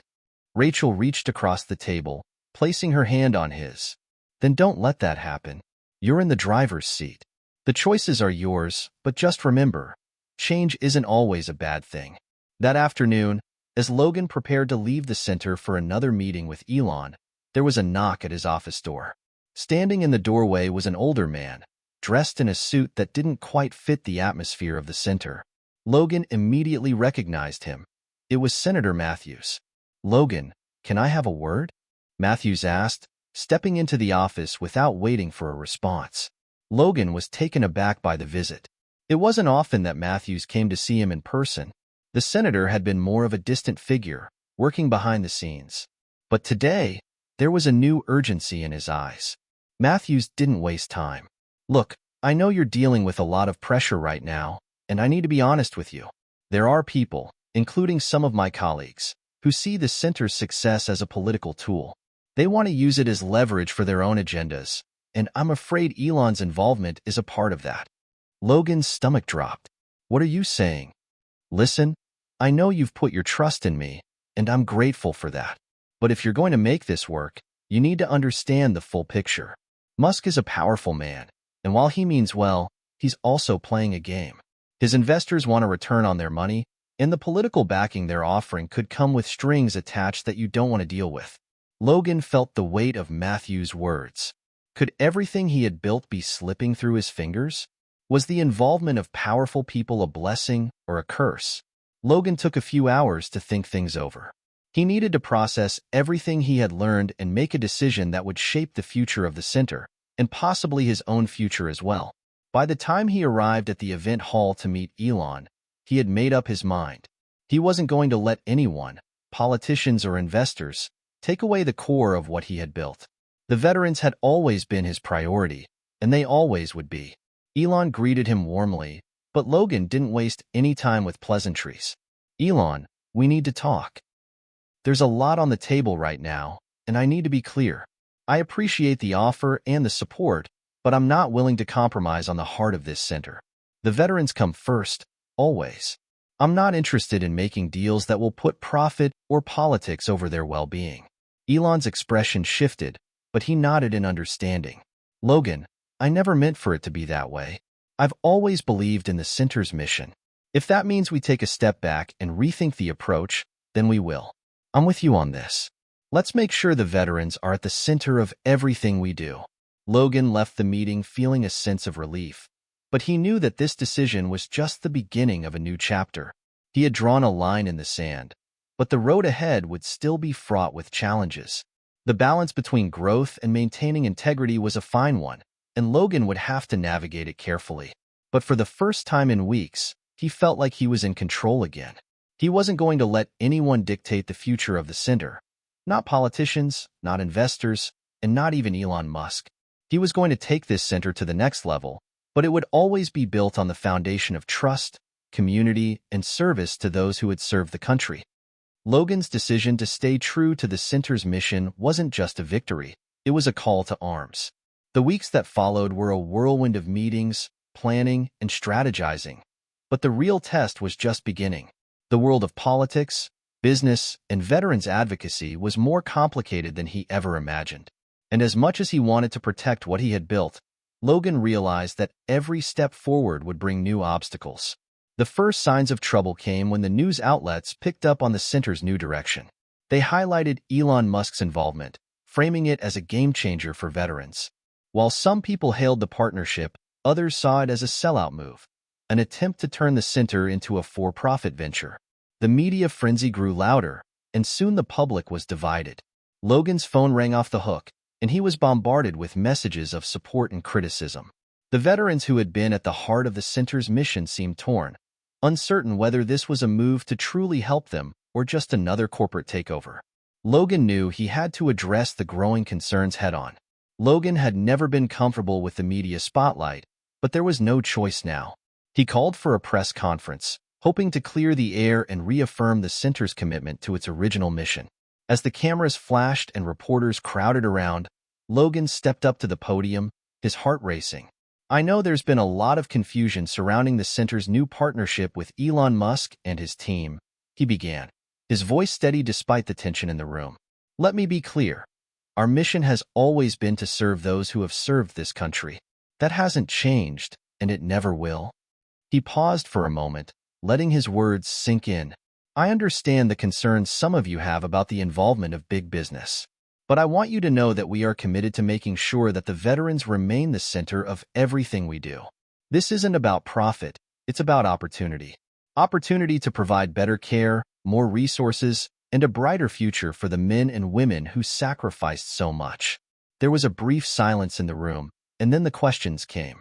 What do you say to those who think this is just a way to profit off of veteran struggles? A reporter asked. Logan took a deep breath. I say we've been fighting for veterans for years, with limited resources. If we have a chance to expand that support, to reach more veterans who need help, then we have to take it. But we will do it on our terms, and we will make sure that we stay true to our values. The press conference did little to quell the storm. The following days brought more protests outside the center, with veterans and advocates demanding accountability. Logan found himself faced with the hard truth. No matter how much he tried to explain, some people would never believe that his heart was still in the right place. At the same time, there were those who supported him, who saw the potential for real change. A new group of young veterans, many of whom had been hesitant to seek help before, began to show up at the center. They saw the partnership with Musk not as a betrayal, but as an opportunity for growth and a chance to change the way the system worked. Logan couldn't ignore the signs. There was a split among the veterans, and the decisions he made now would determine whether the center would stand strong or fracture under the pressure. That night, as Logan sat in his office, trying to sort through the flood of emails and phone calls, there was a knock at the door. It was Rachel, holding 2 cups of coffee. Long day? She asked, handing him one of the cups. Logan took it gratefully, sipping the warm coffee as he leaned back in his chair. I don't know what to do anymore, Rachel. It feels like no matter what I say, people are determined to make this a fight. I just want to help. Rachel sat down across from him, her face serious. I know, Logan. You've done more for these veterans than most people ever will. But you have to understand, this is bigger than you now. People are watching, and the pressure is going to keep building. But the question is, how do you want to be remembered? As the guy who fought for what was right, or the guy who caved under pressure? Logan stared at the coffee cup in his hands, thinking about the weight of her words. He had always known that leadership came with its share of challenges, but this felt like more than just a tough decision. This was a defining moment, and the stakes had never been higher. In the days that followed, Logan began to realize that he couldn't do this alone. He needed to make a bold move, one that would demonstrate to the world that the veterans were still at the heart of the center's mission. He needed to prove that this partnership with Elon Musk wasn't just about business. It was about creating real change. Logan called a meeting with his team and laid out his vision for the next phase of the center's development. We need to get back to basics, he told them. We need to show people that we're still focused on our mission. That means making sure every veteran who walks through these doors knows they're here for a reason. He proposed a new initiative, one that would showcase the veterans' stories and the impact the center had on their lives. They would host a series of events, not just with Musk and the investors, but with the veterans themselves as the focal point. The media would see them, hear their stories, and understand why the center was so important. Logan knew that it was going to take more than words to change the narrative. But as he watched his team rally around the new plan, he felt a spark of hope. They were ready to fight for what mattered. In the weeks that followed, Logan's new approach began to pay off. The media started to shift its focus from Elon Musk's involvement to the veteran stories. Slowly but surely, the public began to see the center not just as a business venture, but as a lifeline for those who had served their country. Logan knew they weren't out of the woods yet, but for the first time in a long while, he felt like they were heading in the right direction. The weeks that followed the shift in focus proved to be a delicate balancing act. Logan had hoped the new initiative, showcasing the veterans' stories, would be the key to mending the fractures that had formed. And while there was growing support from some sectors, the opposition was still fierce. Logan knew that to truly succeed, he needed more than just good intentions. He needed a solid strategy, one that would unite both sides of the debate and gain their trust. In a small, nondescript conference room at the center, Logan sat with a few key members of his team, all of whom had been working tirelessly to turn the public's perception around. Rachel, ever the pragmatic voice of reason, leaned forward, her brow furrowed with concern. We've had some progress, but it's still not enough, she said. There are still too many who see this as a corporate takeover, and no matter what we do, it's going to take more than just our words to change their minds. Logan sighed, rubbing his temples. I know. I've been thinking the same thing. We've tried showing them the personal stories of the veterans we've helped, but we're missing something. We need to get back to our roots, back to the community. Rachel's eyes lit up. Community. You're right. We need to make them feel like they're a part of something bigger than themselves. Logan knew that to secure the future of the center, he would have to confront the investors who had been quietly pushing their own agendas.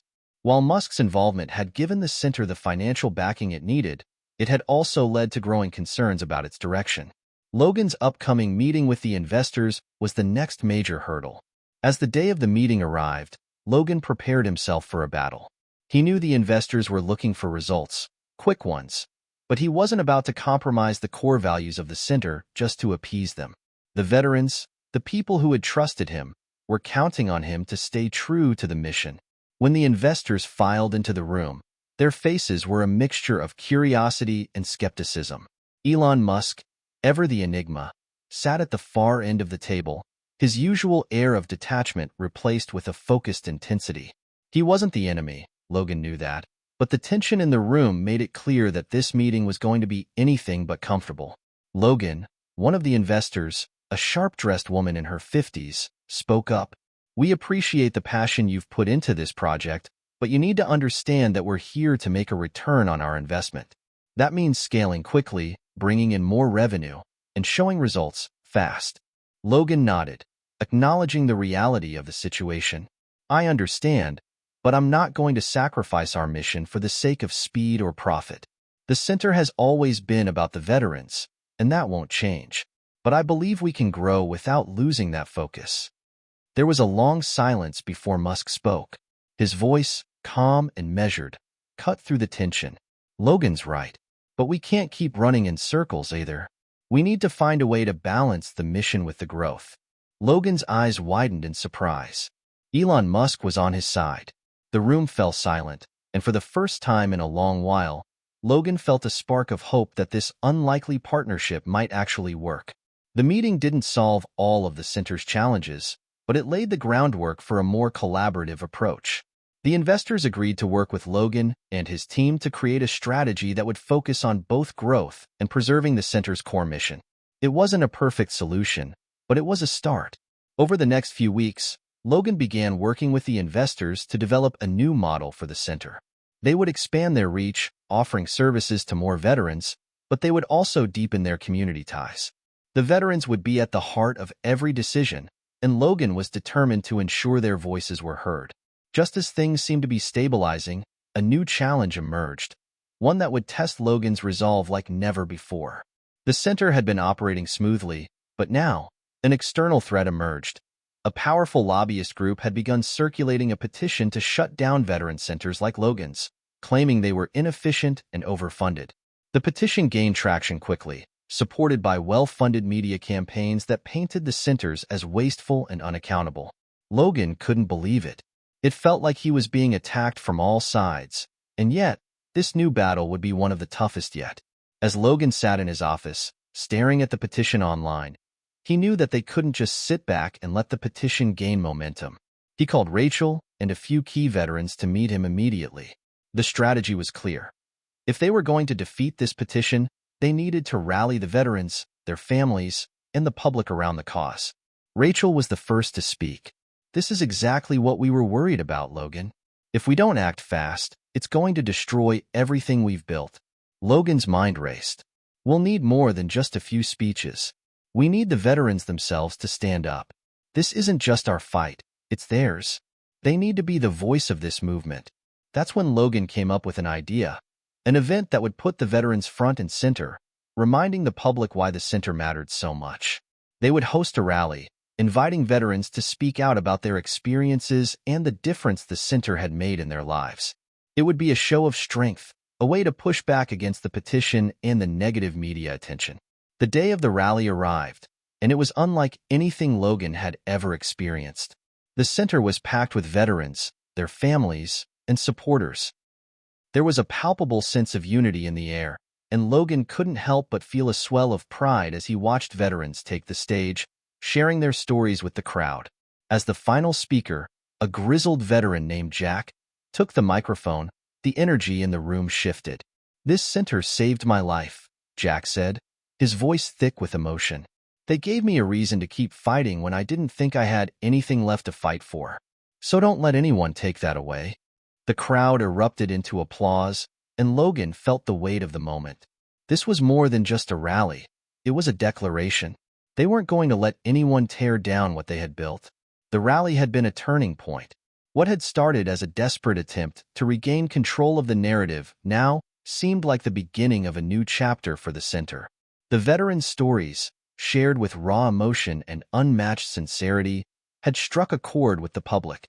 News outlets had covered the event, and while the petition still loomed over them, the rally had shifted the conversation. The public was now more aware of the importance of veteran centers, especially Logan's. As the dust settled from the rally, Logan couldn't help but feel a surge of gratitude. They had done it. They had galvanized not just the veterans but the entire community. The petitions against the center hadn't disappeared, but their momentum had slowed significantly. People were talking, and more importantly, they were listening. Logan and Rachel sat together at the center the next morning, going through the aftermath of the event.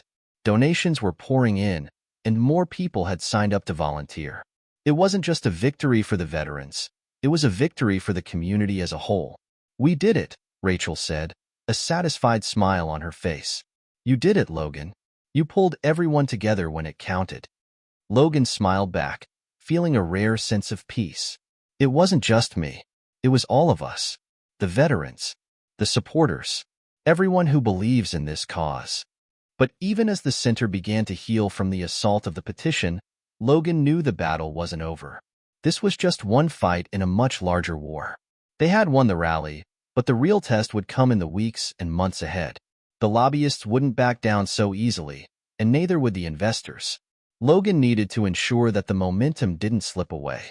Logan had heard little from Musk since the rally, but he wasn't surprised.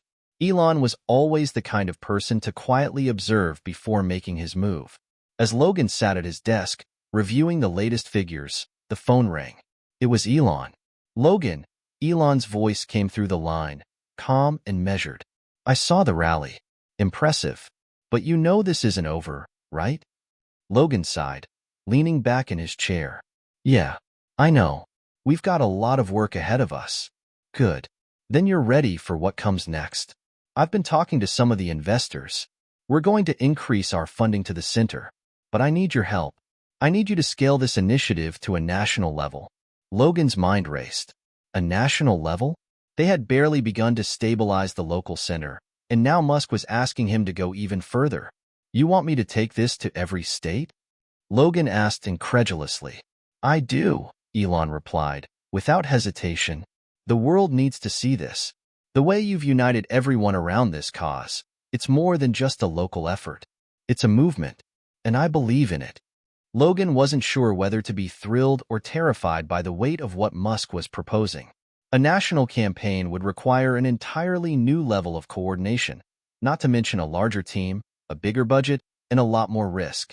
But then again, maybe that was the kind of leap they needed. This wasn't just about keeping the center afloat anymore. This was about creating a legacy.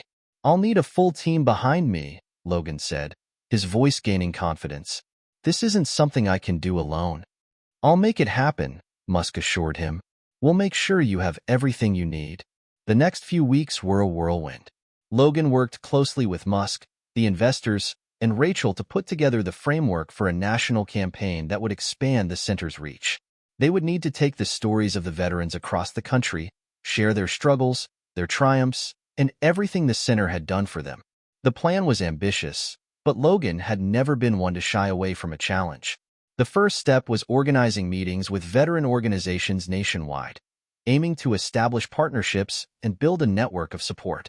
Logan knew that to truly make a difference, they would need the backing of other groups who had been working with veterans for years. Rachel worked on the logistics, securing media partnerships, and finding ways to raise awareness through social platforms. The goal was simple: get the veterans' stories into the hands of as many people as possible. With Musk's backing, they could use technology, social media, and events to reach millions. As the campaign began to take shape, Logan was surprised by how many people, beyond the investors, were willing to get involved. One day, A prominent news anchor who had been covering the petition controversy reached out to Logan, offering to help spread the word. "Logan, I've been following this for a while now, and I have to say, what you're doing is incredible," the anchor said over the phone. "I want to do a special on the veterans and the work the center is doing. This needs more attention." It was exactly the kind of publicity they needed. The special aired a few weeks later, and the response was overwhelming. Donations came flooding in, and veterans from across the country reached out, eager to learn more about what the center could offer. With the national campaign officially launched, Logan and his team began traveling from state to state, visiting veterans, speaking at rallies, and holding media events. Each stop brought new stories, new faces, and new challenges. But the message was always the same. Veterans mattered, and the center was here to support them. As Logan stood on stage in front of a crowd of hundreds of veterans in Texas, he couldn't help but feel a sense of awe. This was no longer just about a center in need of funding. This was a movement that would change lives, just as it had changed his own. The momentum of the national campaign was undeniable. What had started as a local effort to save a single veterans center had now grown into a nationwide movement. Logan, Rachel, and the rest of the team were traveling nonstop, and every city they visited seemed to welcome them with open arms. But the pressure was building. Every new success brought with it even greater expectations. Logan had always been someone who thrived under pressure, but this was different. The weight of representing thousands of veterans, the hopes of investors, and the responsibility of managing a national campaign were starting to feel like a constant, unrelenting force. Everywhere he went, the message was clear. He had to deliver, and he would. But the question was how long he could sustain this level of intensity without burning out. It was late one night when Logan sat alone in the hotel room, reading through the hundreds of messages flooding in from veterans who had heard about the campaign. Some shared stories of their struggles. Others expressed gratitude for finally being seen. It was both inspiring and overwhelming. Rachel knocked and entered, bringing him a cup of coffee. "You've been at it for hours, Logan. You need to rest." He looked up at her, a mixture of exhaustion and determination in his eyes. "I can't. We're so close, Rachel. This could change everything for veterans across the country. I can't let it slip through my fingers now." She sat beside him, her voice soft but firm. "You don't have to do it alone, Logan. You have a team. We're all in this with you." As the campaign gained steam, it wasn't long before the media caught wind of Logan's efforts. What had started as a local news story turned into primetime coverage on major networks. Talk shows invited him on as a guest, and reporters from all over the country wanted to get his take on the national veteran crisis. At first, Logan had felt a surge of pride. This was exactly what he had worked for. Attention on the cause, not just the center itself. But with the media frenzy came scrutiny, and not all of it was positive. One evening, during a live interview on a popular network, Logan was asked a pointed question by the host. "Logan, you've gained quite a bit of attention with this campaign, and many people are praising you for your efforts. But there are still critics who question whether the funds being raised are being used effectively. Can you assure the public that the money is going where it's needed most?" The question caught Logan off guard. He had anticipated tough questions, but this was different. It was a direct challenge to his integrity, his mission. Logan took a deep breath. He had been honest about every step of the campaign, and he wasn't about to back down now. "I can absolutely assure you," Logan said, his voice steady, "that every cent we raise goes directly to helping veterans. This isn't about me or the center. It's about ensuring that veterans have the support they need to thrive. We're completely transparent in how we operate. We are accountable to them, and we will never lose sight of why we're doing this." The host seemed satisfied with his answer, but Logan couldn't shake the feeling that the pressure was starting to crack his resolve. The critics were out there, and they weren't going away. The next morning, Logan met with Musk and several key investors to discuss the future of the campaign. Elon was his usual calm and collected self, but even he seemed a bit more tense than usual. The stakes were higher than ever, and everyone in the room knew it. "We're making progress, but we need to scale faster," Elon said, his eyes sharp. "We've got to get more cities involved, more partnerships. This has to become a movement. But Logan, you've got to stay focused. You're the face of this thing now, and we can't afford any missteps." Logan nodded, understanding the weight of what Musk was saying. He had become the symbol of this effort. And symbols, as he was learning, were fragile things. A single mistake could destroy everything they had built. As if the universe had heard his thoughts, disaster struck soon after the meeting. A major donor withdrew their support, citing concerns over the management of funds and the effectiveness of the campaign's current structure. The news hit Logan hard. This was the first major setback in the national effort, and it felt like a direct attack on everything they had worked for. Rachel could see the weight of the news in Logan's eyes when he walked into their shared office that afternoon. "I don't know what to do," Logan admitted, running his hands through his hair. "They were one of our biggest backers. This could be a real problem." Rachel placed a hand on his shoulder. "We can handle this. We'll tighten up our approach, show them exactly where the funds are going, and get back on track. This is just one hurdle, Logan. We've faced worse." But Logan wasn't so sure. The pressure was beginning to feel unbearable, and as much as he wanted to fight through it, there was a growing sense that the campaign was on the edge of something far more difficult than he had imagined. That night, Logan went for a walk to clear his mind. He found himself standing in front of the Veterans Memorial downtown, the one that had been built after the war. He stared at the names engraved in the stone, names of people who had given everything for their country. And then it hit him. All the stress, the deadlines, the media pressure. It didn't matter. What mattered was the mission. The veterans. Their stories. Their needs. Logan took a deep breath, feeling a sense of peace wash over him. He wasn't in this for the donors, the media, or the investors. He was in this for the veterans who had given their all, and for those who still needed help. With newfound clarity, he made his way back to the team. There was work to do, and he wasn't going to let anything stand in the way of it. Logan's resolve was stronger than ever after that night at the memorial. With clarity of purpose, he and his team regrouped. They had a bigger fight ahead, but Logan knew now that the heart of the campaign wasn't about external pressure or challenges. It was about the veterans. It always had been. They couldn't lose sight of that. The withdrawal of the major donor had shaken the team, but Logan's renewed focus gave them the strength to press on. They held emergency meetings with their financial team and reviewed every donation, every expenditure. Transparency became their new mantra. They even created a live dashboard that tracked how funds were being allocated and where each dollar was going.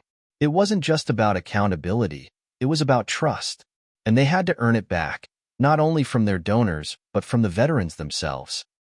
Rachel worked tirelessly, reaching out to other potential backers and explaining the changes they had made to ensure full transparency. "We've restructured how we report the funds," she said to one new donor.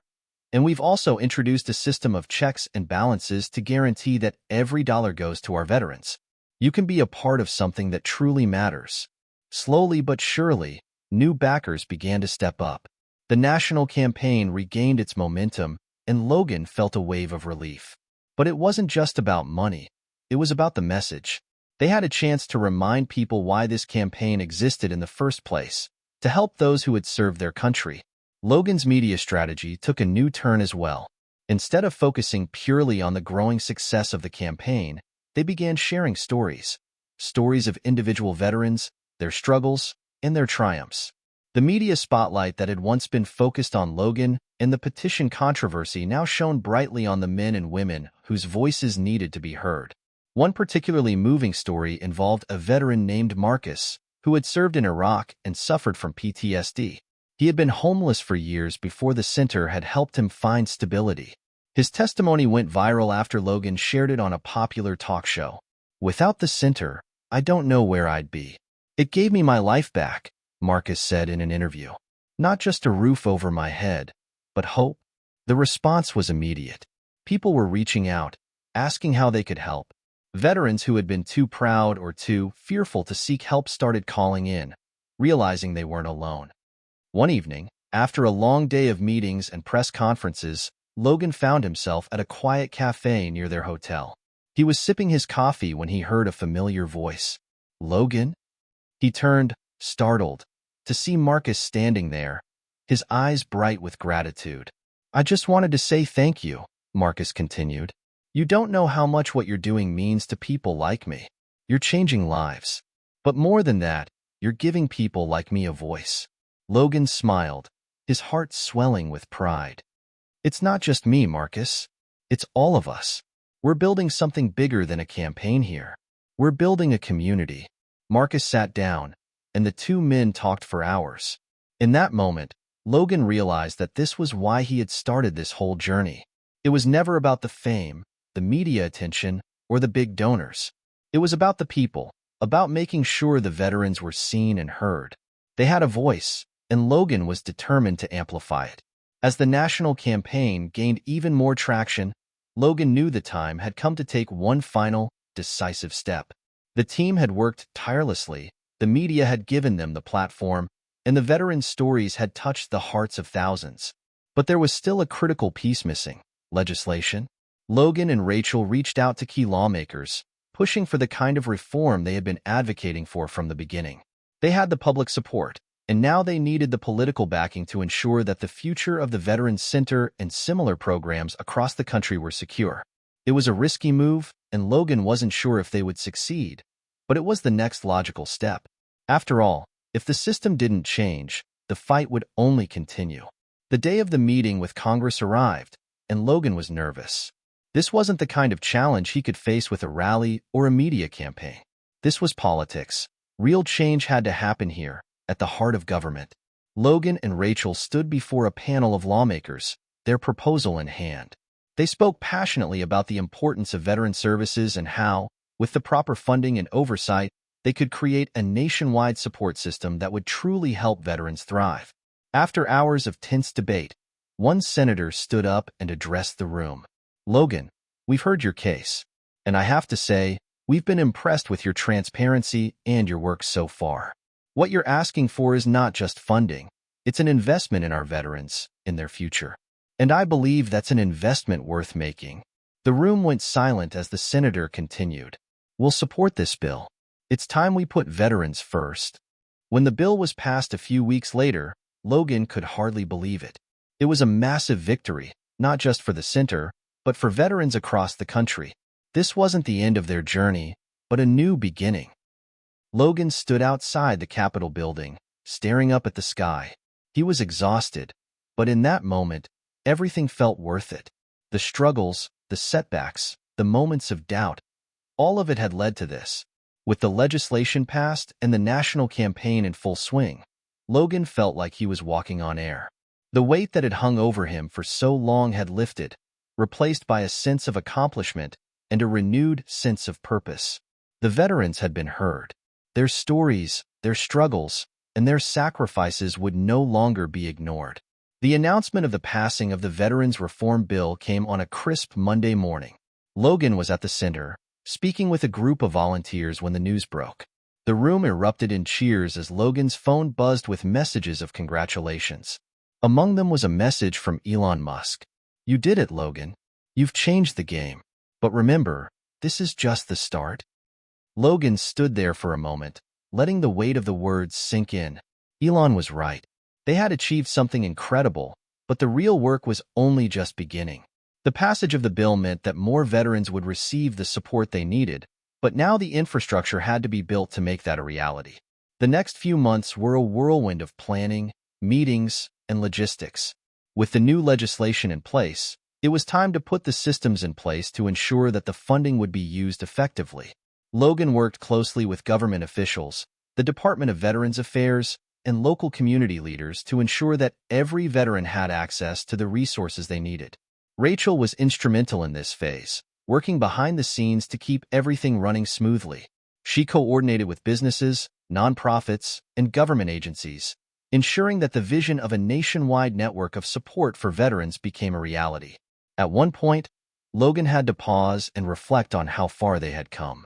What had started as a simple effort to save one veteran center had grown into something much larger, a movement that was changing the way veterans were treated in America.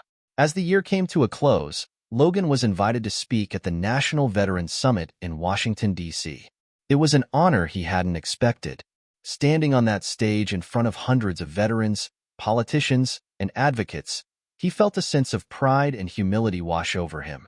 Logan looked out over the crowd and saw the faces of the very people who had inspired him to begin this journey. Some of them had told their stories of hardship, others of success. They had all come together to create a better future, and Logan was proud to be a part of that. "I stand here today not as someone who solved all of our problems," Logan said into the microphone, "but as someone who believes that we, as a nation, can do better for our veterans. This bill, this campaign, is not just about the past, it's about the future. It's about giving our veterans the support they need to thrive. Together, we can make that a reality." The crowd erupted into applause. Logan's heart swelled with emotion as he realized that this was the culmination of everything they had worked for. Later that evening, Logan found himself alone in a quiet corner of the summit venue, reflecting on how far they had come. He thought about all the obstacles they had faced, the media scrutiny, the funding challenges, the political pushback, and how they had overcome them. And then he thought about the veterans. What would we have done without them? Logan asked himself quietly. Without the veterans who had shared their stories, without the support of people like Rachel, Elon, and countless volunteers, this victory wouldn't have been possible. It wasn't just about the bill. It was about the people who had made it happen. He pulled out his phone and sent a quick message to Rachel. "We did it. But this is just the beginning." As the year turned to the next, Logan found himself thinking more and more about the meaning of success. He had accomplished something incredible, something that would change the lives of veterans for generations to come. But success, he realized, wasn't just about the big wins or the headlines. It was about the impact on individuals, the soldiers who would no longer have to fight for the care they deserved. And as he thought about the future, Logan knew one thing for sure: the fight was far from over. There were still millions of veterans who needed help, and Logan was determined to make sure that every single one of them was taken care of. But he was no longer alone in this fight.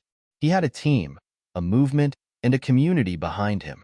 As Logan and Rachel continued their work, they encountered more challenges, but now they faced them with a renewed sense of purpose. The foundation for future victories had been laid, and there was no turning back. And as for Logan, he had learned one of the most important lessons of all: that real success wasn't measured in legislation passed or donations raised. It was measured in the lives changed, the veterans who were given a second chance, and the people who stood together to create a better world for all. As the months passed, Logan's world began to shift in ways he hadn't anticipated. The victory at the National Veterans Summit was only the beginning. The ripple effect of the campaign had spread far beyond the veteran community and touched countless others across the nation. The Veteran Reform Bill had become a symbol of what was possible when people came together for a common cause. Across the country, cities, towns, and communities began holding their own rallies and discussions about veteran care. Local government officials reached out to Logan's team to learn how they could replicate the success of the bill in their own regions. It was a movement that wasn't limited to veterans alone, but had broadened into a national conversation about care, compassion, and responsibility.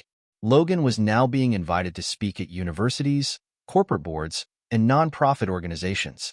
His story was no longer just about the center. It was about something bigger. It was about how one person could spark a change that would echo throughout society, inspiring others to take action. One of the most unexpected developments was the partnerships that started forming. Logan had never imagined that a tech mogul, a nonprofit leader, and a military veteran could collaborate so seamlessly. But that's exactly what happened when Logan was approached by several influential figures in various sectors. One of the most surprising calls came from a major technology company. The CEO, a former military officer, had seen the incredible strides Logan's campaign had made in the media and was eager to contribute. "We have resources that could further the cause," she said, "and we want to be a part of this." Logan was hesitant at first. Trust was still a delicate issue for him. But when he learned that the company wanted to build a digital platform to connect veterans with services, he knew it was an opportunity they couldn't pass up. It was an innovative solution to a long-standing problem: how to bridge the gap between veterans and the services available to them. With the tech company's backing, Logan's team helped create a new platform that allowed veterans to easily access services ranging from mental health support to job placement assistance. The app became a game-changer, and its success was proof that innovation could drive social change. The platform also became a symbol of the collaboration between sectors, government, private companies, and nonprofits working together to solve complex issues. Veterans no longer had to navigate a maze of systems. They had a one-stop solution that brought everything to their fingertips. For Logan, the creation of the app was a turning point. It wasn't just about getting the job done anymore. It was about leaving a legacy that could change the course of history for veterans. As Logan's team worked with tech experts, policymakers, and other advocates, they made sure that veterans were at the heart of every decision. Feedback loops were created where veterans could share their experiences and suggestions for improvement. This ensured that the platform wasn't just designed with good intentions, but was genuinely useful and relevant to those it was meant to help. One of the most powerful moments came when a veteran named Kevin, who had struggled with PTSD for years, tested the app for the first time. He sent a message to Logan. "This is exactly what we needed. I didn't have to go through endless paperwork or wait in lines. I just clicked a few buttons, and I had access to the help I needed. Thank you." Kevin's message was a reminder to Logan of why he started this journey.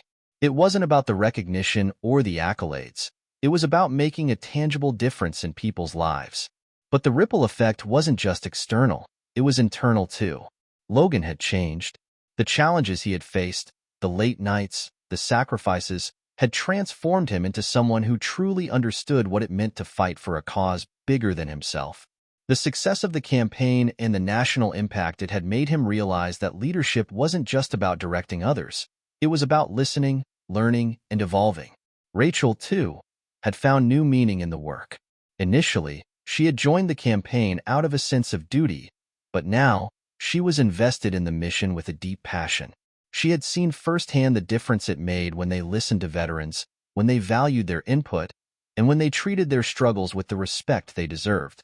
The two of them, working side by side, had forged an unbreakable bond. The campaign had become not just a job but a calling, a way of life.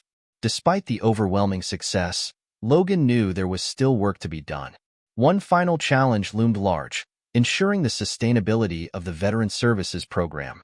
As the years passed, it became increasingly clear that government funding, while critical, wasn't enough. The private sector would need to step in, and philanthropy would have to play a key role. Logan and Rachel began pushing for more corporate partnerships, but this time, the approach was different. They focused on long-term relationships rather than one-off donations. They wanted businesses to become invested in the cause, to see it not just as charity but as a moral responsibility to the men and women who had served the country. Logan's vision was clear. He wasn't just fighting for better health care or more job opportunities for veterans. He was fighting to create a culture where veterans were truly valued in every part of society, where they had a place, a purpose, and a future. As the campaign continued to grow and evolve, Logan found himself reflecting on the early days, the long nights of doubt, the battles with the media, the fundraising challenges. But now, as he looked at the thousands of veterans whose lives had been transformed, he knew it had all been worth it. The movement wasn't over. It had only just begun. The victories were piling up, but so were the challenges. The newly implemented digital platform for veterans was gaining traction, and Logan's team was receiving praise from all corners. But as with any major initiative, the price of progress was steep, and Logan found himself at the center of several new dilemmas. The app had revolutionized access to services for veterans, but it also revealed the vast complexity of the system. As the platform expanded, more and more veterans began reaching out, and the demand for services skyrocketed. While this was a sign of success, it also posed a significant problem. The resources were spread thin. Logan sat in a meeting with Rachel, discussing the next steps. The government funding, while substantial, wasn't keeping up with the ever-increasing number of users. The tech platform was smooth, seamless, but the back end, the actual services that veterans needed, was becoming overloaded. "We need to find a way to scale," Rachel said, looking over the numbers. "The system is struggling to keep up. We've got the veterans on board, but the services are falling behind." Logan nodded, feeling the pressure mounting. The last thing he wanted was for the initiative to falter now, especially when so many veterans were depending on it. Logan and Rachel knew they had to think beyond traditional government funding. That meant courting private sector investment, which had always been a tricky proposition. Many companies had stepped in with donations during the early days of the campaign, but it was clear that what they needed now was long-term commitment. Logan made a series of calls to CEOs, philanthropists, and venture capitalists, hoping to strike a deal that would ensure the sustainability of the program. He approached a tech giant, a former military officer, and some of the wealthiest entrepreneurs who had supported him in the past. However, the conversations were fraught with complications. One investor told Logan, "We're interested, but we need to see a return. A social cause like yours doesn't exactly scream profit potential." Logan sighed. "We're not asking for charity. We're asking for an investment in our country's future. The success of this project will change lives, and that's the return we're offering." But the investor wasn't convinced. He had seen countless well-meaning projects fail when the funds ran out, and he didn't want to be part of a doomed venture. Just as Logan was feeling the weight of these challenges, a familiar voice reached out to him: Elon Musk. The billionaire had kept his distance in the months since the campaign's initial success, but his support had never wavered. Elon's message was short, but powerful.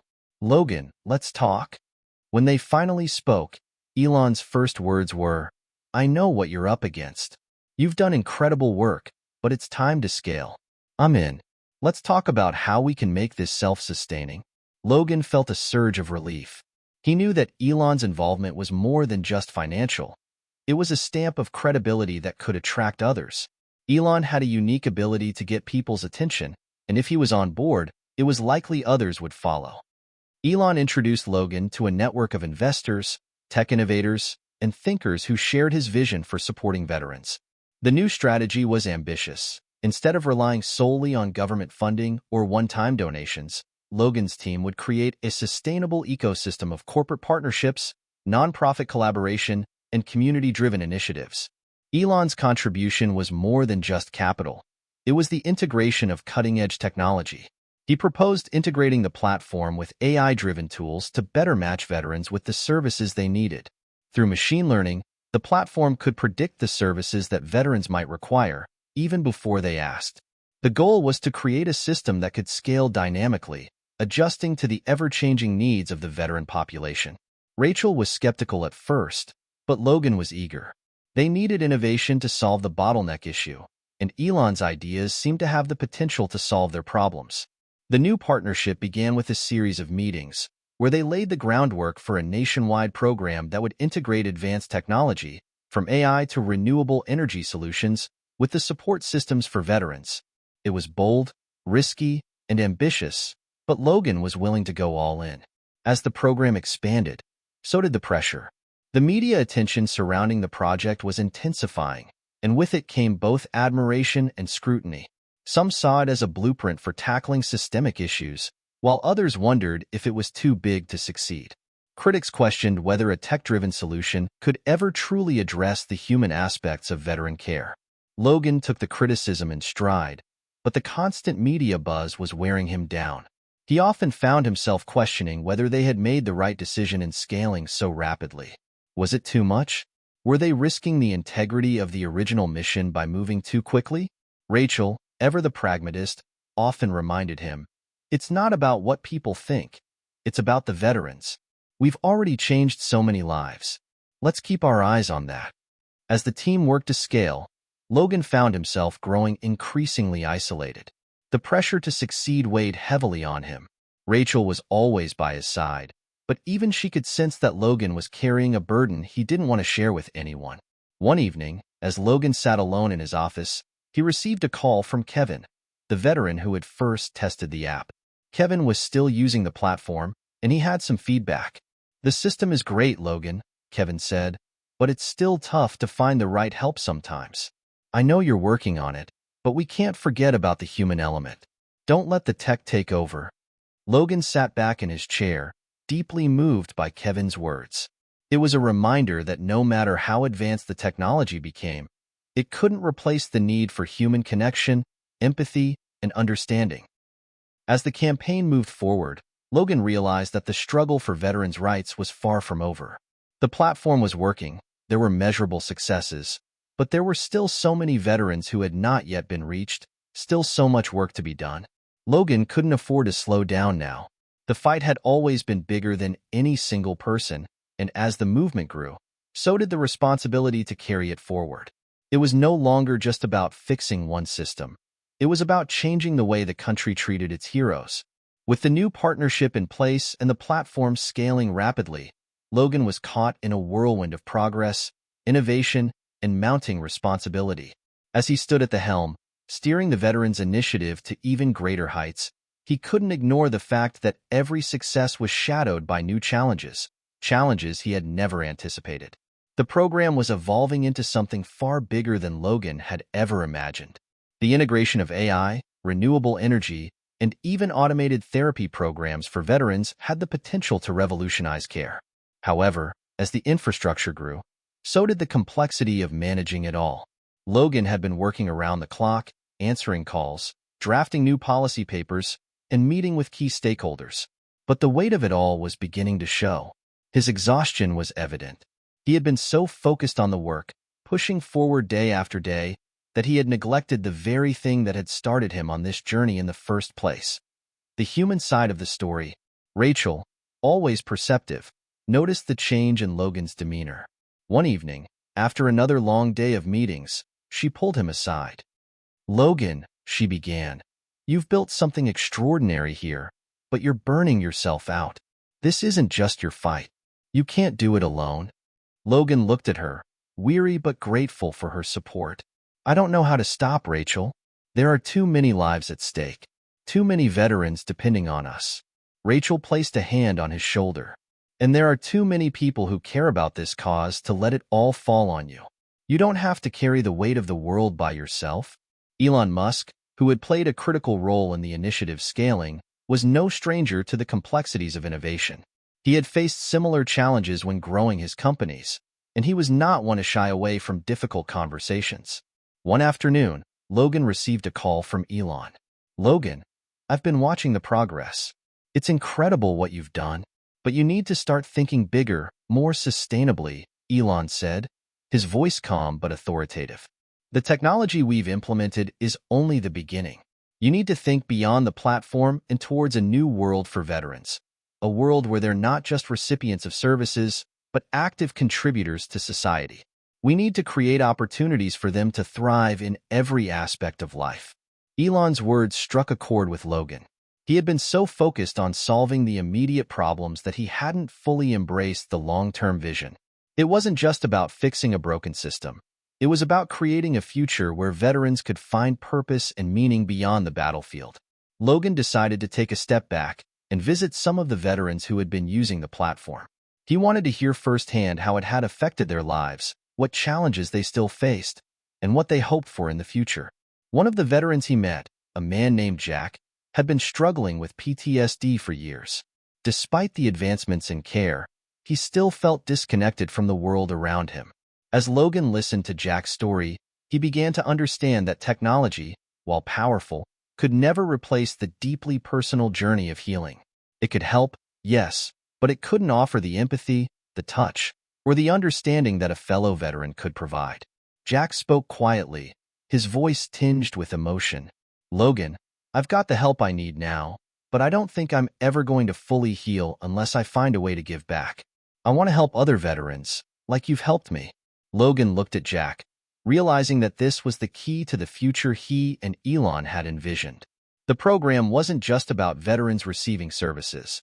It was about creating opportunities for them to re-enter society in meaningful ways. Veterans could be leaders, educators, mentors, contributors to their communities, not just beneficiaries of charity. With this new realization, Logan gathered his team and shared a new vision. The focus of the initiative would shift from just providing services to empowering veterans to become leaders in their own right. The platform would serve as a springboard, providing the resources, tools, and connections veterans needed to start businesses, educate others, and contribute to their communities in powerful ways. "We've done so much already," Logan said during the team meeting, "but it's time to think bigger. It's time to build a new future for our veterans, a future where they don't just survive, but thrive. We'll help them reconnect with their passions, their talents, and their communities." Rachel nodded, her face lighting up with excitement. "I love it. Let's make this a movement, not just a program." Logan knew that this new direction would be challenging. It would require a complete overhaul of their existing strategy, and a rethinking of the platform's goals.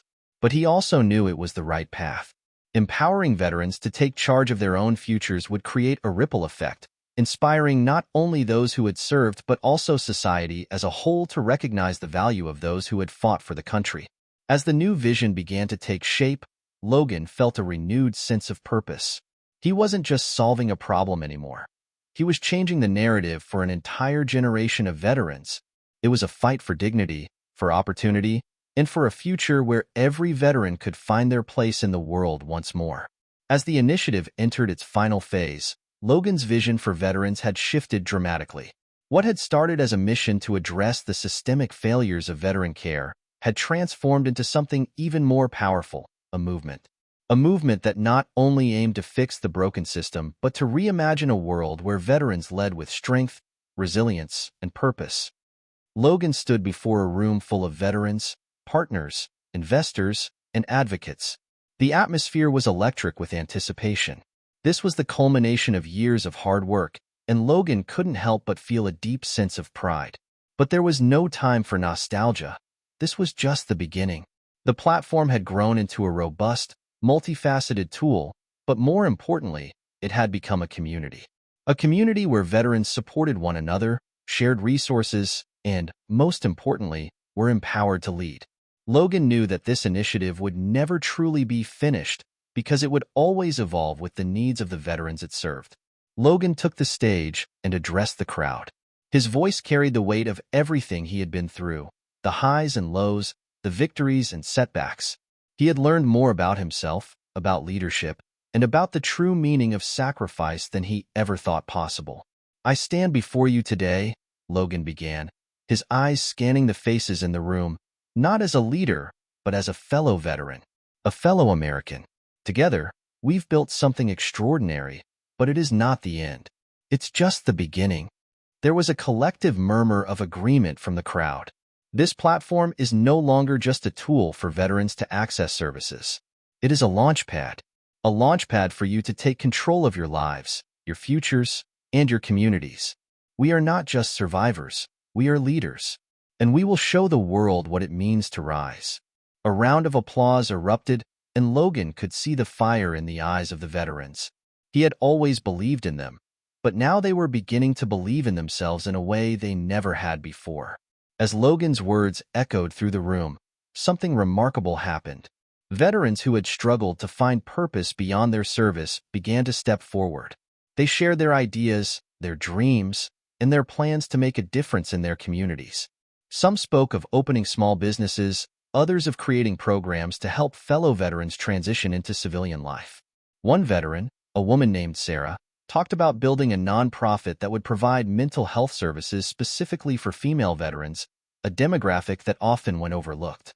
Logan watched in awe as the room came alive with possibility. These weren't just people who had served their country. These were individuals who were now taking ownership of their own destinies. It was the beginning of a shift that would reshape the veteran narrative. Elon Musk, who had been quietly observing from the back of the room, stood up. The crowd went silent as he made his way to the stage. Elon had always been a man of action, and his brief appearance that day had been all about making one final statement. "Elon, we couldn't have done this without you," Logan said, gesturing toward him. Elon smiled, his trademark humility shining through. "I didn't do this alone. This is a result of everyone in this room. Everyone who believed that veterans deserved more than just our thanks. They deserve our respect, our support, and most importantly, they deserve a chance to lead. We are all in this together." His words left a lasting impact. Logan had always known that Elon's vision was about more than technology. It was about creating systemic change. Now, that vision was unfolding before their eyes. With Elon's support and the growing network of partners, Logan's initiative began to gain national attention.